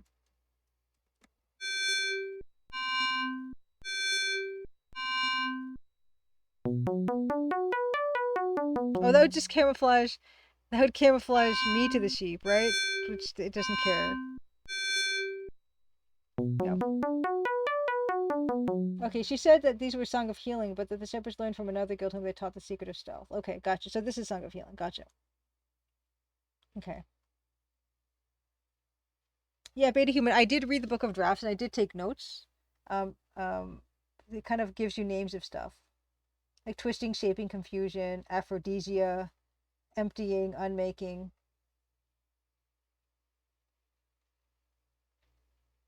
Oh, you did, ATM machine, you did ask Brian Moriarty about the Earthsea possibility of Earthsea inspiration. I guess I should do the thing, and I should dye it. It's just funny because when I feel like I'm expected to dye something green, I'm not as eager to try.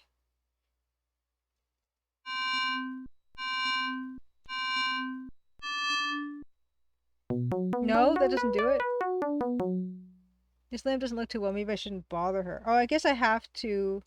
What if I make her jump? If she... Oh, I can't. I don't have that spell. I don't have that A. Okay, that's okay.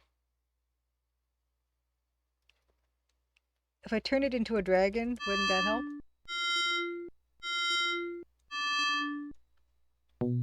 No.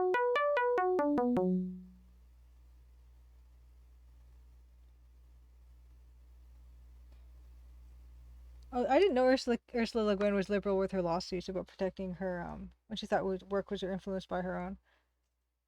Okay, well, I'm gonna keep looking around. Maybe there's something I could do right now. Oh, the flock has been led to pasture, wizard. Good luck with the dragon. Oh, okay. Yeah, cool. But, oh no, okay, so there's only one little house I can go to. What about, I want to go to, yeah, cemetery. Some of these graves, most graves look really old. Oh, I can't go there? Can I open up the graves and then zombies could protect the sheep?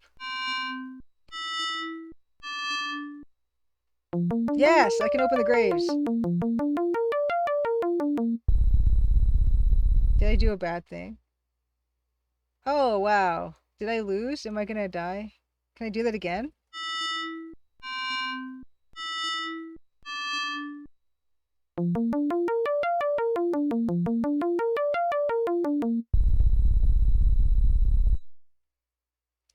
Okay, I'm gonna do it one more time.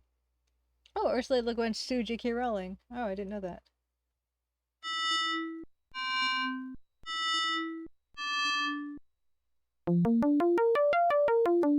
I want zombie hordes to rise. Okay. I'm gonna save it.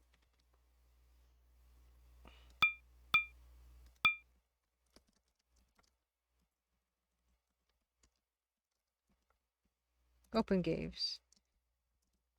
Okay. What else could we do? Like, generally, what could we do? Oh. Oh, music.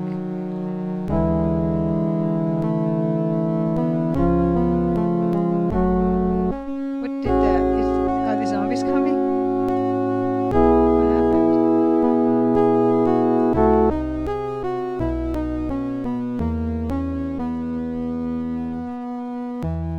This is right. They really do stick out. Let's make them jump. Oh, I don't have that. Oh, darn it. Okay. Okay, let's dye them green. It's not as fun when I feel like I should. I have said that, but I think this carries. Oh, so yeah. I was gonna say it's gonna carry off of Bobbin. Yeah, I'm not surprised. One short I could just say. Well, silly me. This is what I get for being in a hurry. That you felt a little scrawny.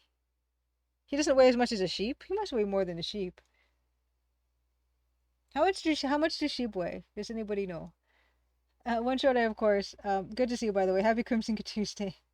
One short eye is chronicler of speedy adventure running, and also is in the Speedy Adventure Discord. Makes the most amazing videos about the history of speedrunning. I believe still the most recent one is LeChuck's Revenge, where he actually got to ask Ron Gilbert about the source code for LeChuck appearing in the last section of that game. Fascinating and wonderful, wonderful, wonderful videos. Please do check out his channel and subscribe to him. Also, there is a link to the Speedy Adventures community Discord if you're interested at all in either speedrunning yourself or watching other people speedrun and the strategies and all that. It's a wonderful, wonderful thing. Good to see you. Good to see you. Dragon female for the record, not spoiling, just clarifying. Yeah, I was kind of giving it like a female voice. My time has come. In the talkie version, CD version, ATM machine says this wonderful music stinger's missing, and you just get Bobbin screaming instead. Oh, that's horrible. Actually, a dragon in the game. We're joking about that before. I'm not trying to give anything away. Okay, gotcha. This is great. Oh, okay, we have the straw into gold spell. That's going to be upsetting. Wow. Wondering who my decorator is, right? Well, you're looking at her. Yeah, so it's definitely a lady. Ooh, this pile is sad compared to what I used to have lying around here. I picked up a load of crystal once that was to die for. Honestly. Oh, she's great. Then wouldn't you know, this third-rate wizard tries to rip apart my volcano. We're talking major earthquake here. Ruined all my fancy glassware. I made that boy very, very sorry, let me tell you. She's great. I love her. Did manage to save one little knickknack. The loveliest glass ball was so precious. So what did I do? Lost it in the caves under the mountain, rolled away before I could grab it. Oh, it's great. It's great. Never did find that puppy, c'est la vie. She's great. I love her. Okay, sorry. Okay. Yes, all the music from Swan Lake Real Lady Alpha, yes. Yes, and Hevorius also says, I would also highly recommend One Shot Eye. Great adventure game speedrun history. Great speedrunner is in his own right too. In fact, let us shout out One Shot Eye, which you don't usually do. One Shot Eye. Yes. Great. Great. Okay. Let's check out Dragon Lady. Where'd you get your manners? Stop staring at me, really. Was I staring? Sorry. Oh, forget it. Don't pay any attention to me. I get crabby on an empty stomach. She's not even gonna eat us at all? Like, can't be... Are you gonna incinerate me now? Robin's great. Incinerate you, aren't you the foxy one? You've come to the wrong lair, if that's what you're after. Listen, sweetie. I haven't done fire since my last mating season, and you don't want to know how long ago that was. Those little tongues of flame running up and down my nostrils, please. Too much heat for this old reptile. You mean you can't breathe fire? Won't, honey. It doesn't fit my lifestyle. Just between you and me, the stuff gives me the willies. Aw, okay, I'm gonna save. She's really sweet. Dragon.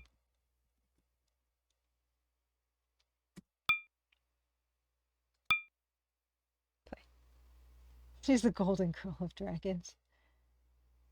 Now you have reference for your Rise of the Dragon head. No, I'm ATM Machine. There is a wonderful Rise of the Dragon screenshot that I've been consulting. Is she gonna just let me walk around or what?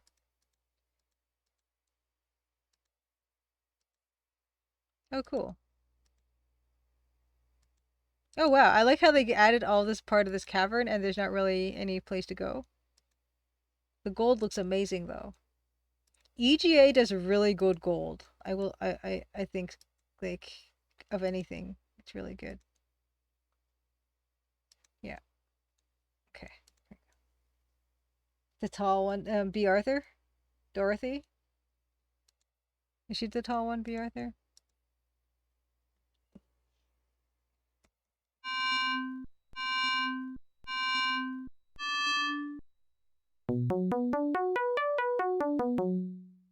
Okay. My favorite draft is not working on the dragon. Let's twist the dragon.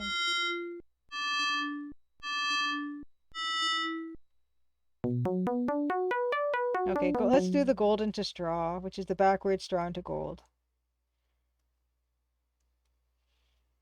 What if we camouflage ourselves?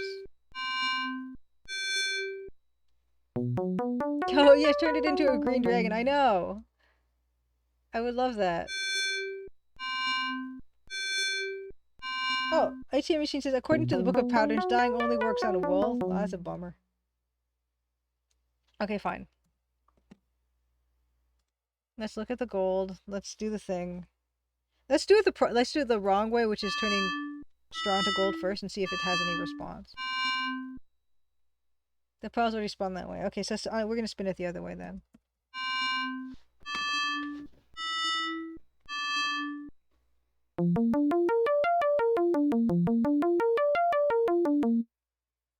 Oh, oh. I like the sparkles too. That's great.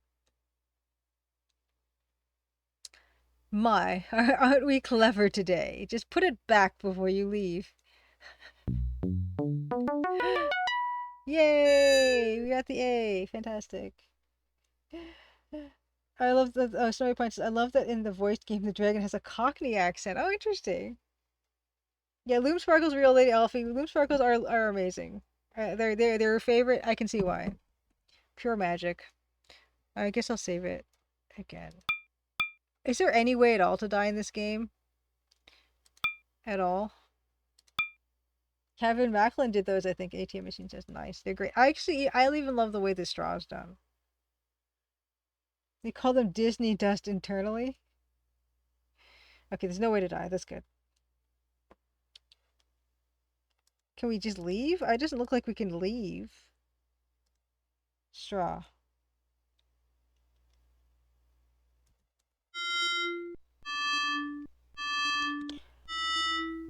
I don't know how to leave. What do you mean leave? Was there anything else to click? Hold on, I'm gonna take a look. Let's walk down here. Okay, I don't think there's anything to click. There's only two things here, right? The dragon and the straw. Oh, wait. So we now have A. Is there anything that we couldn't do before that we can do now? It's crack? Nope. Crack isn't anything. Okay. We can heal the dragon, I guess. We can try that.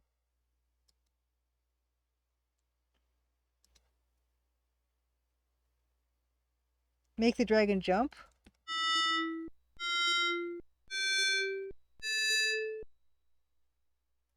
It's already wide awake. Oh, okay. Oh, we can make it go to sleep. Okay, so that's to... Oh, okay, that's sleep. Okay, hold on. So this is to go to sleep. So this is the wake up sheep. Wake up sheep.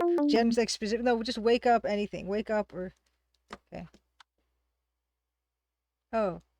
Oh no, it's snoring on the straw. Oh. Oh, oops.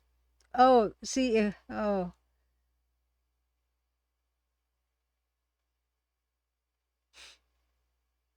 Oh, nice. Oh. I was not expecting that. That's great. I love how surprising this is. Okay. Oh, cool. Bilkin, you're using the AI art stuff for generating your mind's eye picture of your favorite female main character. Nice. I don't know. AI is a bit of a weird one because like me as a person who does art stuff, I just don't I get worried about work and getting replaced by machines.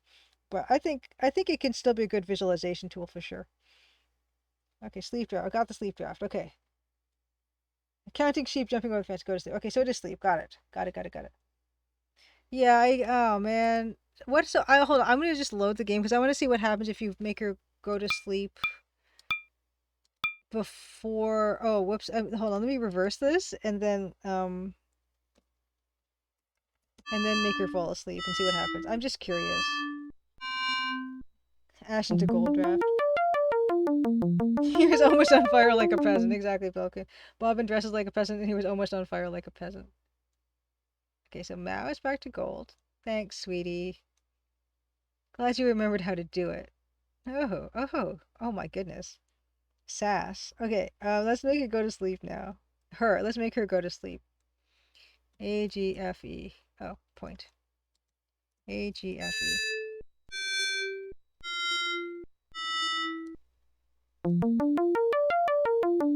Okay, let's see if the snoring melts the gold. Okay, so it does nothing. Okay. Gary Kellis says, having no inventory is interesting, but it hurts to not write down a draft and then forget. Yeah, I don't mind the writing down. I've always kind of liked that aspect of adventure games. And this one seems pretty straightforward, but I love the fact that we get these special verbs.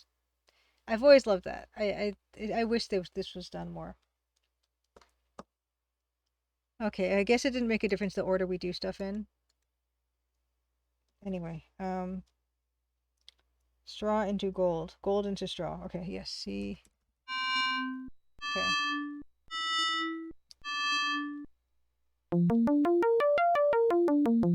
Nicholas Patton says of AI generation art, as long as it's used only for creating refs you normally cannot, I think it's kind of alright. Yeah, I think so. It's just, yeah, it's one of those really hard things, right, to consider. Because I don't think anyone's really had to consider it before. Burninating the countryside, burninating the peasants. Okay, great. Okay, let's move on.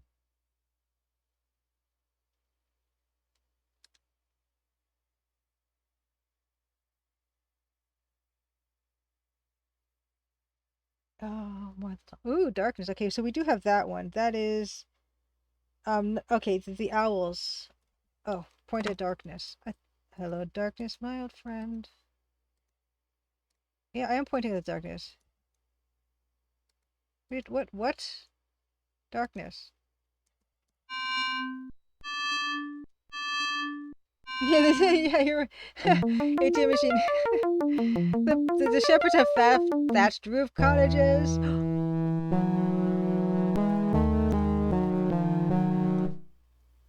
Sorry, I cut off the music. Ooh, caverns.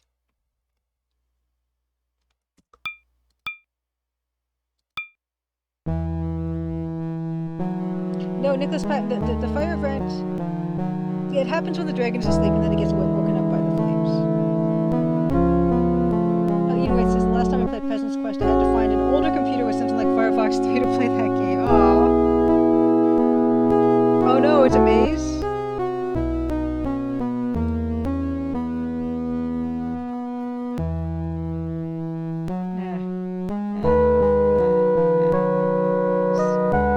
The catacombs? No. I think actually the castle was worse than the catacombs. Because the castle had those darn guards. Okay, let's see if I can do this. Although weirdly, the Zeppelin maze, I had a natural, like, I had a knack for it, and I don't know why.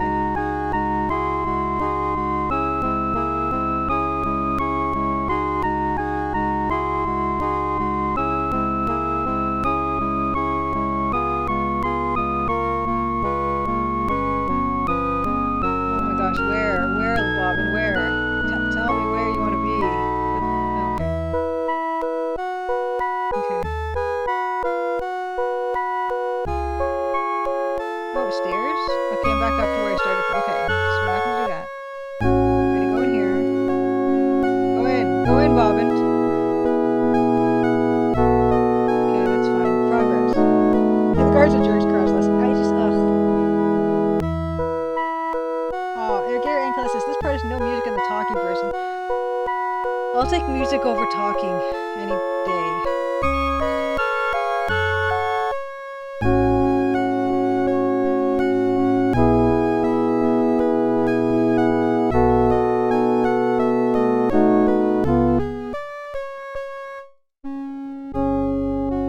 Okay, that wasn't that bad. That wasn't that bad. Unless I'm not supposed to be here, that wasn't that bad. Okay. Let me save. Maze room? Maze room? It looks like we will make it to midnight, you guys. Yeah. I started late, but I am ending late. That's so I'm kind of okay with it. Okay, game was saved. I'm not gonna do the obvious. I always try not to do the obvious thing first. Okay, I guess that's the only thing to do. Because I can't click on anything else. Nope. Okay. ATM machine says, I recall Brian Moriarty saying something about how they might have wanted this area to be an overlook where you could see the whole maze. That would have been cool. Yeah. Okay, so here we go. Back into it, I guess. I ran out of tea. I need more tea.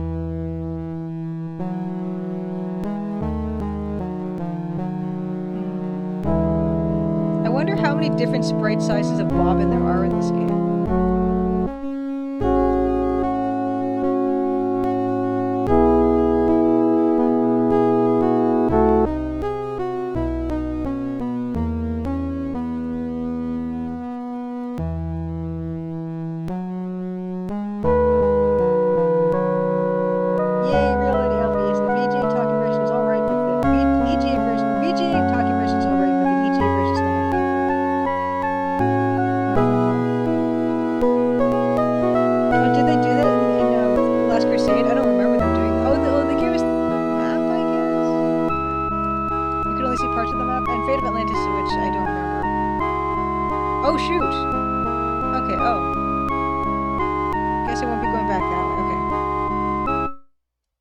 Save. Other maze room. Oh no, why am I at just chatting again? Hold on, 1 second. I could have sworn I changed that to Loom. I don't know why it's changing back. It's done. Done. Okay. Okay, pool. Oh shoot. The fall is another place Bobbin screams in the talkie. I don't want him to scream. I like him like he is.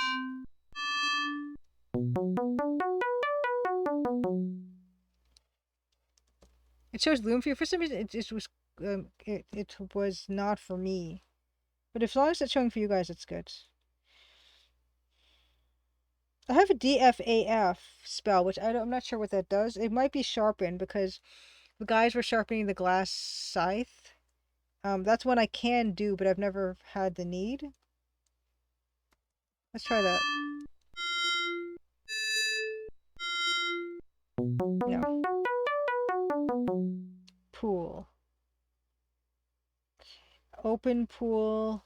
Dyed pool. We try the... Make fruit punch. Make fruit punch. I can make fruit punch in the pool. Oh, I have not looked at the pool yet. No. I kind of thought that maybe the pool... I should have... Yeah, that's a good thing to suggest to me. Oh, beautiful. Is that my reflection? Oh, okay. Oh, okay, yeah. I said something very basic that I forgot about. Signing Stan, happy Crimson Tuesday. Signing Stan, your game looks your game looks wonderful.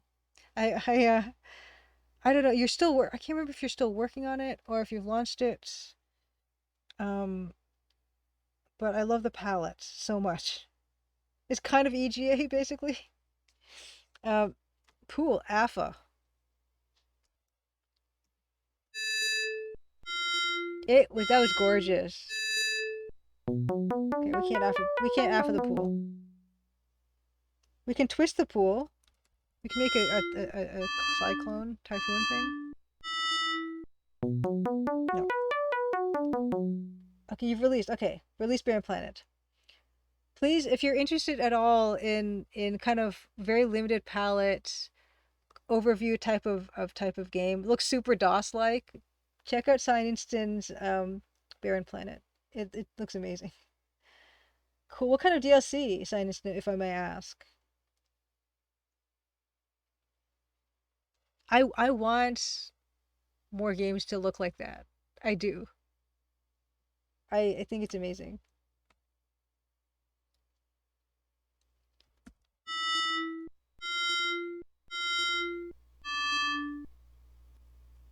Okay. Oh, I guess it isn't a door. So I thought that was the okay. EDDF is untwist or twist. Make things die at green. Stealth. Wake up. Wake it up. Open it.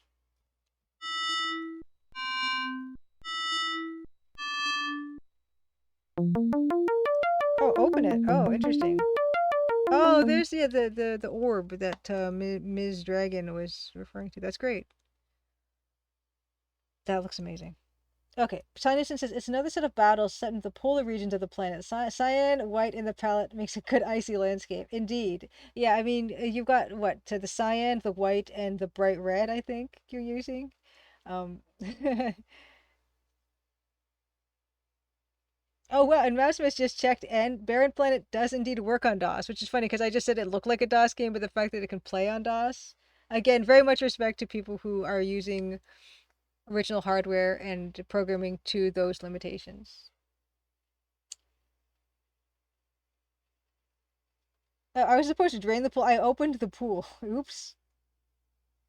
Not just any orb. It's a lost first scrying orb of loosened bottle blower. Opening drains it as well as empty. Oh, this I'm glad that they have multiple solutions. I opened it just like I opened that the dog in Phantom. What is it? No, Personal Menace. Personal Menace. Personal Nightmare. I was thinking Phantom Menace for some reason. I opened the dog in Personal Nightmare. I think. Orb.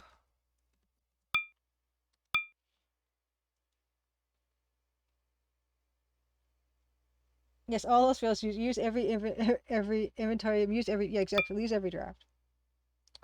Quiz quiz. I forgot. What was DLC called before the internet? Not patch disk because that's for bugs. Supplemental disk.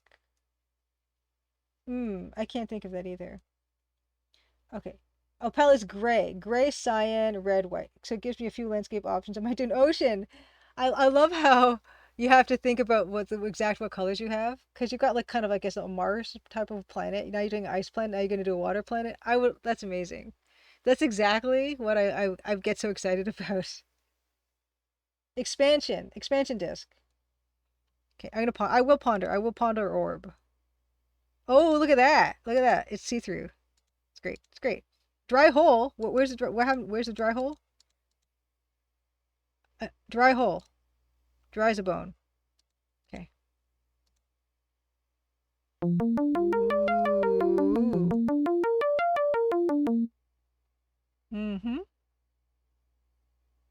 Let's do it again. I know because from the other thing we looked at, you can look at it multiple times. Let's do that. Sparkle, sparkle. Swan. Very nice. Beautiful blue. Ooh. Okay, so that was the CF, GC, high C, FGC, which we know. Again. Oh, that's the guy. Ooh, scary. I like how the storytelling is done by just these little... Okay. Okay, we're back to the very beginning. Great, okay. Can we feel the sphere with punch? Can we open it?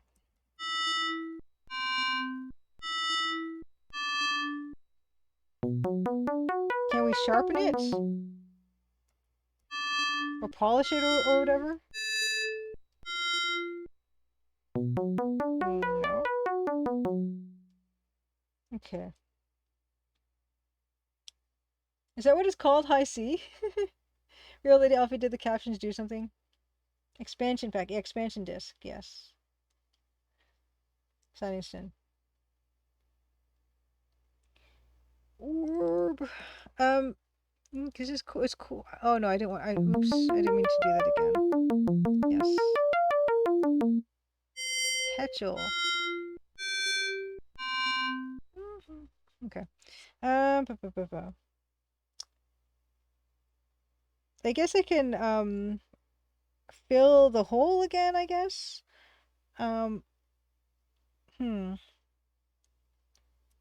Because I can't think of, out of the drafts we have right now, I don't really see one that would. We have heal, but I mean this is not doesn't need any help or anything. Let's fill with punch.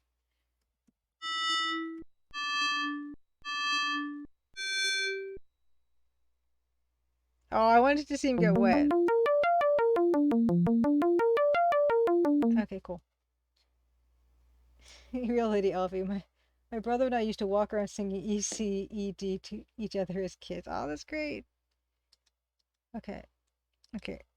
Anything else here? So pool. It's cool that the other spell would work. Oh, okay. I gotta figure out a way to get out of here. Okay. And this isn't a place to go down? This looks like a thing that I could do, but it's not. Okay, there's only the pool to interact with. Okay. Oh, let's try walking around. No? No? Okay. I tried twisting the pool. I want to ride to the top of the caverns on a tsunami. First note to my grandparents' clock used to make evil tentacle. That's adorable. I love it. There's an exit around the other side. Other side of the stairs? Other side of the stairs. Too bad you can't take this video. I guess Bobbin doesn't have pockets. Oh, wait. Come. Oh, no. Oh, okay, here we go. Gotcha. Thank you. I wouldn't have found that. A bit trolly, yeah, exactly. ATM machine says it really builds the exits were all marked in the GUI, but I think people must have wanted to cast drafts on them because they were cut in the published game. Yeah, I think that's a good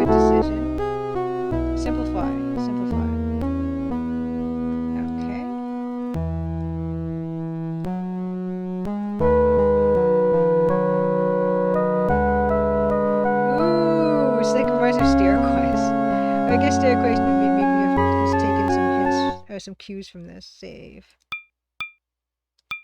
Uh-oh.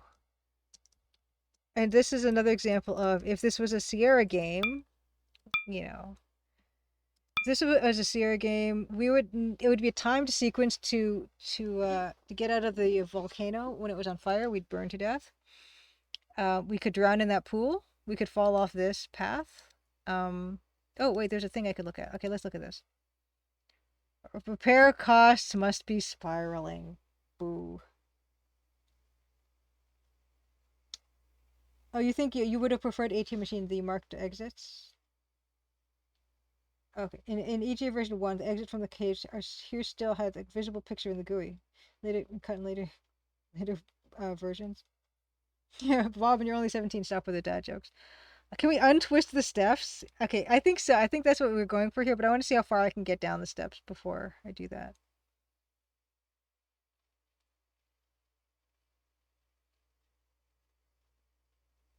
Look at him go. Yeah, because there's definitely like a problem down here with this, I can see. Yeah, he's a bit of an old soul. He's really sweet. I really like the way he's written. Can I like look at the gap? I can't even look at the gap. Okay, well, okay. Let's unroll this thing. Untwist it. Maybe I suppose I have to point at something. I am pointing. Yeah, I'm pointing. Oh, I guess he doesn't want to do that from down there, because I guess if it was a Sierra game that would let you untwist the stairs from anywhere and then you would die. It would be funny though, right?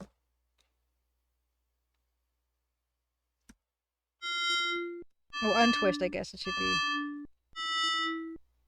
Loom child jokes. They look twisted. Yeah, okay, I figured.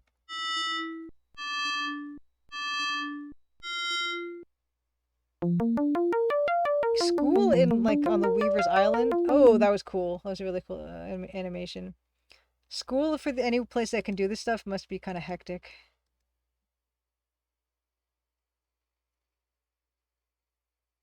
Oh, okay. Here's this interesting. Okay, ATM machine says if you played from floppies back in the day, the water spout and the spiral steps were the points where the game switched from disc 1 to disc 2, disc 2 to disc 3. And that, yeah, Snowy Pine, that was extremely satisfying. I loved how they whipped around like that. I wonder how many frames of animation that was. Game files untwisting animations yellow, green, and red. Oh, I like how that they had the drag. Oh my goodness. Bob and Scream to Graham Scream. I like the blue. I like the blue. Oh my goodness, what's going on here? This is great. Okay. Save. Brown and red. Oh, that's 12 was wow. Yeah, this game is so good that I made it all the way. Full time. Full time. Went from green to blue to red. We did. The backgrounds have changed. I really like that type of a transition.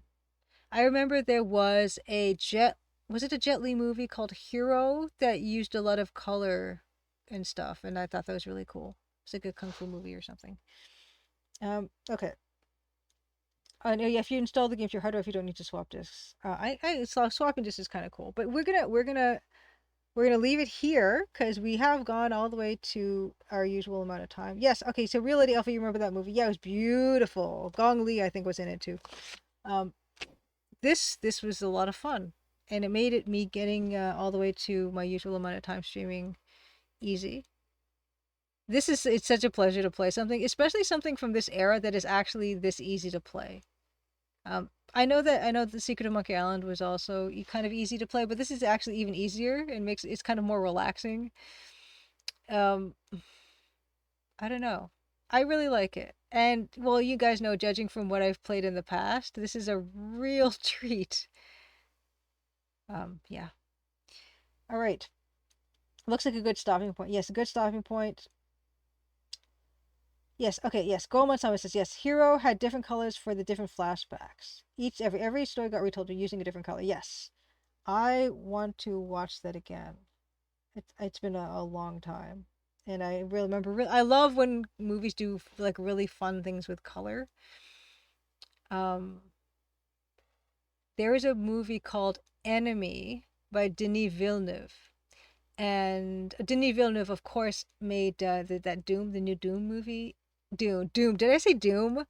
He made the new Dune movie, and he made Arrival, and he made some other stuff. I haven't seen all his movies, but I really like his movies. And Enemy is set in Toronto, which is such a treat. And he actually uses some filming locations by my local university, University of Toronto Scarborough campus. I was so cool. And he does some really interesting things with color in that movie, where it's got this kind of a sickly yellow cast. But Toronto has never looked so good, and I love the way he filmed that. It's yeah, it just really gives something a nice feel. It's on Amazon Prime, I believe. Enemy. It's a kind of a strange movie, but very very very enjoyable. And Jake Gyllenhaal does a fantastic job.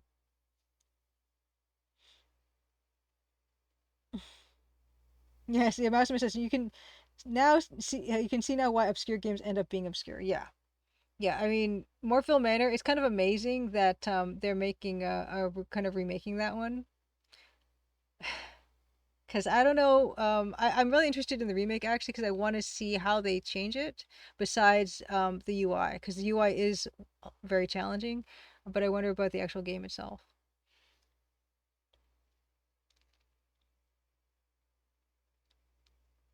Yes. Yes, Reality Alfie, I love bright colors, but I also love like really artful use of colors and limited colors. Because it does feel like Enemy has a kind of a limited color palette.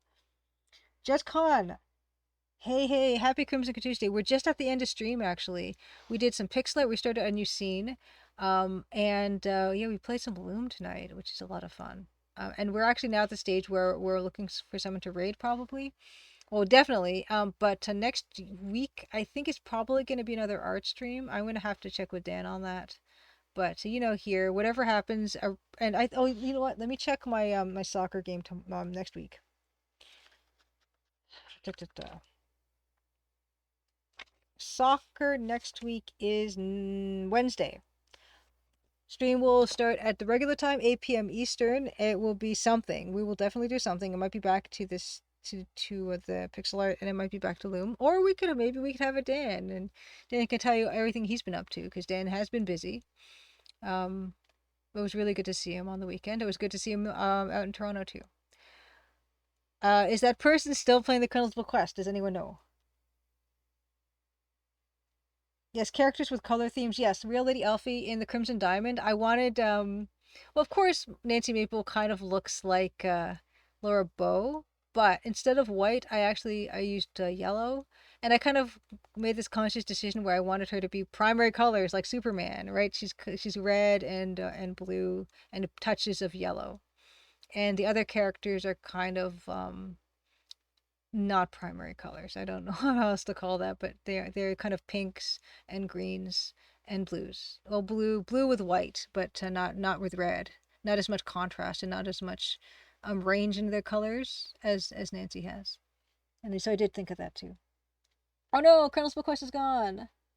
Yes, Judge Con. Yes, yes. I started half an hour later today because I had my soccer game was Tuesday this week. Sometimes it's Tuesdays. Rarely it's Tuesdays, but it's been Tuesday on three different weeks.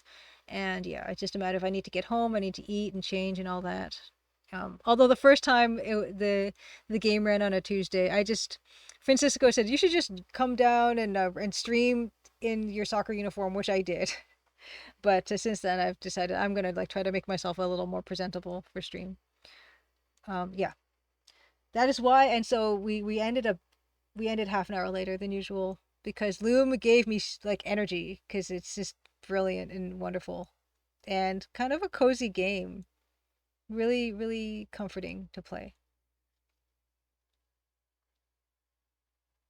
Okay.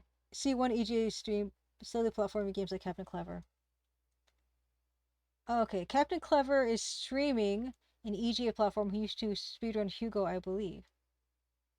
Okay. Okay, yeah, let's take a look. Let me open up my Twitch and see what we can see. And see if there's anyone possibly on my friends list that we can raid. If not, EGA platform sounds really good. I'm always up for that. Okay, what do we got? Okay, let's see. Yeah, I'm not seeing a lot of EGA or adventure games in my friends list right now. Yeah. Okay, Cap and Clever. Oblong thoughts. How long is the soccer game? A full 90 minutes? I I think so, because we started at 6 and we ended at 7:30. Yeah, it's a 90-minute game. 40 which is surprising because I thought they were shorter. But yeah, 45-minute halves, I guess. Um yeah, Cap let's look up Cap and Clever. I've never rated this streamer, so that's nice. It's nice to meet new people. Ooh, of course. Nice. A Commander Keen avatar, which is nice. A humble hodgepodge of heroes. Is that what the game is called? Okay. Oh, wow. Okay, definitely. We're gonna do this. EGA brings me so much joy, you guys. We're gonna do it. Okay. Oh my god. This is fantastic. I don't know what this thing is, but this is great. Okay. It looks like an egg in sweatpants, in pink sweatpants. Oh, well, he's a blob. Okay, no. He's I don't know what he is. He's called Gumwad. Okay, gotcha. Okay, let's do this. Okay, Captain used to speedrun heaps of mostly old Apogee DOS games. He's amazing at them. That's fantastic. Okay, let's do that. Oh, and also Master says we see some friends in Captain Clever's chat already. Perfect. Let's do that. We're gonna do that. Goman Summer, good to see you, everyone. Everyone.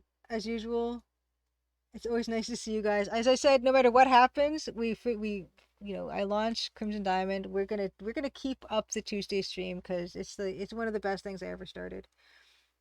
Cap. Okay, wait. Raid. Oh wait, raid. Um, shoot. No, wait. No, I didn't do that right. Okay, raid.